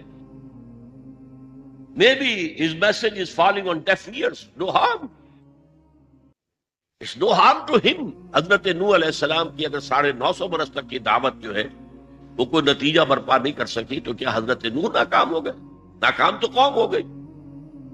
ہمیں اپنا فرض ادا کرنا ہے. میں چاہوں گا کہ ایک جماعت خالص اس کام کے لیے اب بمبئی کے مسلمانوں میں سے نکلے. ٹھیک ہے قومی کام ہو رہے ہیں، تعلیمی کام ہو رہے ہیں، یہ سارے کام اچھے ہی ہیں، کوئی برا کام نہیں ہے، ان میں بڑا عمدہ کام ہے. لیکن ایک وہ کام وَلْتَكُن مِّنكُمْ أُمَّةٌ يَدْعُونَ إِلَى الْخَيْرِ وَيَأْمُرُونَ بِالْمَعْرُوفِ وَيَنْهَوْنَ عَنِ الْمُنكَرِ. اور سب سے بڑا منکر غیر اللہ کا نظام، چاہے وہ پاکستان میں ہے اور چاہے وہ بھارت میں ہے. تو ایک جماعت ایسی ہونی چاہیے جو اس مقصد کے لیے قائم، جس کا ڈکلیئرڈ گول یہ ہو کہ ہم نے اس ملک میں the system of social justice as given by God through his messenger محمد صلی اللہ علیہ وسلم اسے ہم نے نافذ کرنا. اگر ایسا ہوتا ہے تو میں سمجھوں گا کہ میرا آنا یہاں کچھ نہ کچھ نتیجہ خیز رہا ہے. ورنہ ٹھیک ہے ثواب تو آپ حضرات نے حاصل کر لیا اور ثواب اللہ مجھے بھی کچھ عطا کر دے گا، لیکن پھر میری بات اس کا مطلب یہ ہے کہ دلوں تک نہیں پہنچی. سلیم شیخ صاحب کہتے ہیں how do we identify a منافق ان ٹوڈیز سوسائٹی؟ ہم کسی کو منافق نہیں کہہ سکتے، کسی کے دل میں اتر کر نہیں دیکھ سکتے. وہاں بھی صرف حضور نے کہا. بعض لوگوں کو آپ نے، اور یہ بھی کب؟ غزوہ تبوک کے بعد. غزوہ تبوک سے پہلے کسی منافق کو کوئی سزا نہیں دی گئی، نفاق کے خلاف کوئی اقدام نہیں کیا گیا. یہ تو سورہ توبہ میں اور سورہ تحریم میں جب آیات آئی ہیں یا ایھا النبی جاہد الکفار والمنافقین واغلظ علیہم، اے نبی جہاد کیجئے کفار کے ساتھ بھی اور منافقین کے خلاف، اور سختی کیجئے ان پر. آپ کی نرمی سے وہ فائدہ اٹھا رہے ہیں. پھر آپ نے سختی شروع کی ہے. پھر مدینے واپس آتے ہی جو انہوں نے ایک مسجد بنا لی تھی، مسجد زرار، جہاں وہ منافق جمع ہوتے تھے مشوروں کے لیے، اور جہاں ابو عامر راہب جو انتہائی دلی اور جانی دشمن تھا محمد کا صلی اللہ علیہ وسلم اور اسلام کا، وہ آتا تھا اور آ کر وہاں ٹھہرتا تھا اور منافقین ان سے رابطہ کرتے تھے اس سے. تو حضور نے جا کر اس مسجد کو جلا دی. یہ قرآن مجید میں حکم تھا. تو اس کے بعد آپ نے یہ بھی کیا ہے کہ مسجد نبوی سے کہا فلاں ابن فلاں نکل جاؤ ہماری مسجد، فلاں ابن فلاں نکل جاؤ ہماری. حضور کو معلوم تھا کون منافق ہے، وحی کے ذریعے سے آپ کو. اور ویسے بھی بصیرت نبوی ہم بھی عام طور پر اندازہ کر لیتے ہیں کون کیا ہے، تو حضور کا معاملہ کیا ہے.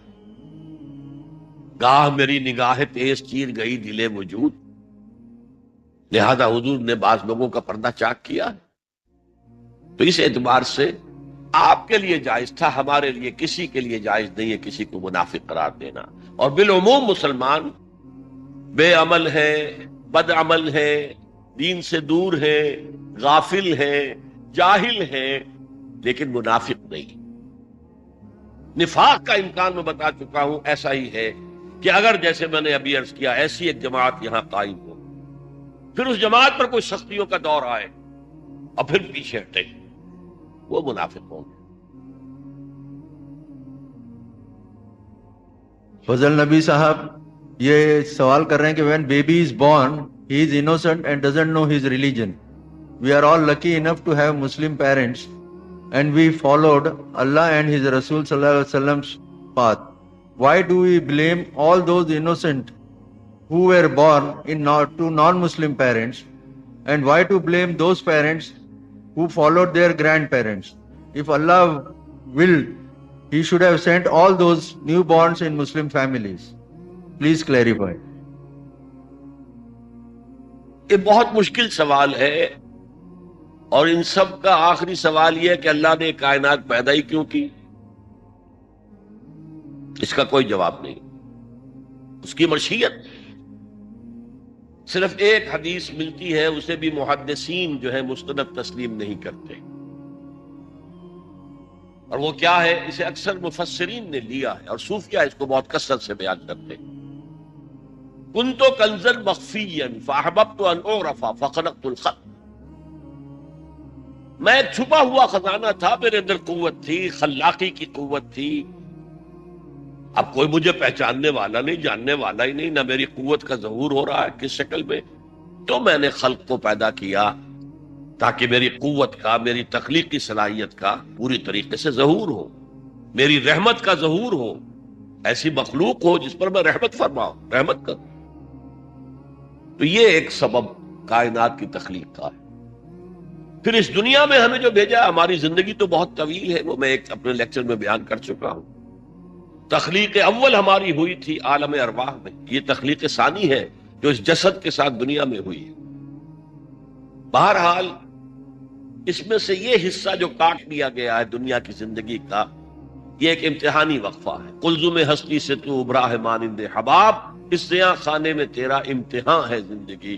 خلق الموت والحیات لیبلوکم ایکم احسن عملا. قرآن یہ کہتا ہے تم اپنے شعور سے کام لو. ہم نے تمہارے اندر جو ہے، تمہارے دل کے اندر اپنی معرفت رکھی ہوئی ہے، اپنی محبت رکھی ہوئی ہے. تم کیوں ماحول سے اتنے متاثر ہو جاتے ہو کہ اسی کی پیروی کر رہے ہیں، اسلاف کی پیروی کر رہے ہیں؟ اپنی عقل سے کام لو اور سوچو اور صحیح راستہ اختیار کرو. اور ظاہر بات ہے کہ جو شخص اپنے عقل سے کام لے کر اپنے آبائی مذہب کو چھوڑ کر اسلام اختیار کرے گا، اس کا بہت اونچا مقام ہوگا، اللہ کے ہاں بہت بڑی قدر ہوگی. باقی بچوں کے بارے میں تو خود حدیث موجود ہے، کل مولود یولد علی الفطرہ فابواہ یہودانہ او ینصرانہ او یمجسانہ. ہر بچہ نسل آدم کا فطرت اسلام لے کر آتا ہے. یہ تو اس کے والدین ہیں جو اسے یہودی اور نصرانی اور مجوسی بنا لیتے ہیں. یہ انوائرمنٹل فیکٹر ہے جو اس پر کام کرتا ہے. لیکن اپنی بلوغت کو پہنچ کر، عقل کی پختگی کو پہنچ کر اسے سوچنا چاہیے، تنقیدی نگاہ ڈالنی چاہیے کہ مجھے اپنے والدین کی طرف سے کیا ملا، آیا صحیح ہے یا غلط ہے، اور کیا اس سے بہتر کوئی راستہ دنیا میں موجود ہے جستجو کے خوب سے ہے خوب تر کہاں. آپ اپنے دنیاوی کاموں میں بھی بہتر سے بہتر، بہتر سے بہتر، یہ تجارت نہیں، اس سے کے علاوہ یہ تجارت کیجئے. یہ آپ نے جو ہے کوئی دکان کھولی ہوئی ہے، یہ دکان بند کرو، اور دوائیوں کا کاروبار کرتے رہتے ہیں کہ نہیں کرتے. دنیا کے اندر ہے جستجو کی خوب سے خوب تر کہاں. تو انسان مذہب اور دین کے بارے میں بھی کوشش کرے، سمجھے، جستجو کرے کہ کون سا دین اقرب الی الفطرت ہے، کون سا دین زیادہ سماجی انصاف فراہم کرتا ہے، اس دین کو اختیار کرے. سید عرفان صاحب ہیں، یہ کہتے ہیں ابھی آپ نے کہا کہ جھوٹ نفاق کی علامت ہے، پر اگر کوئی ایسا جھوٹ بولا جائے جس سے کسی کا کوئی نقصان نہ ہو بلکہ ٹوٹے ہوئے دل جڑ جائیں، کیونکہ اسلام میں بھی کسی کا دل توڑنا گناہ ہے، تو ایسے جھوٹ کے بارے میں آپ کا نظریہ کیا ہے؟ ایسا جھوٹ جائز ہے، اور جھوٹ ہر حال میں منافقت کی علامت نہیں ہے، لیکن نفاق کی پہلی علامت جھوٹ ہی ہے۔ ان دونوں چیزوں کو علیحدہ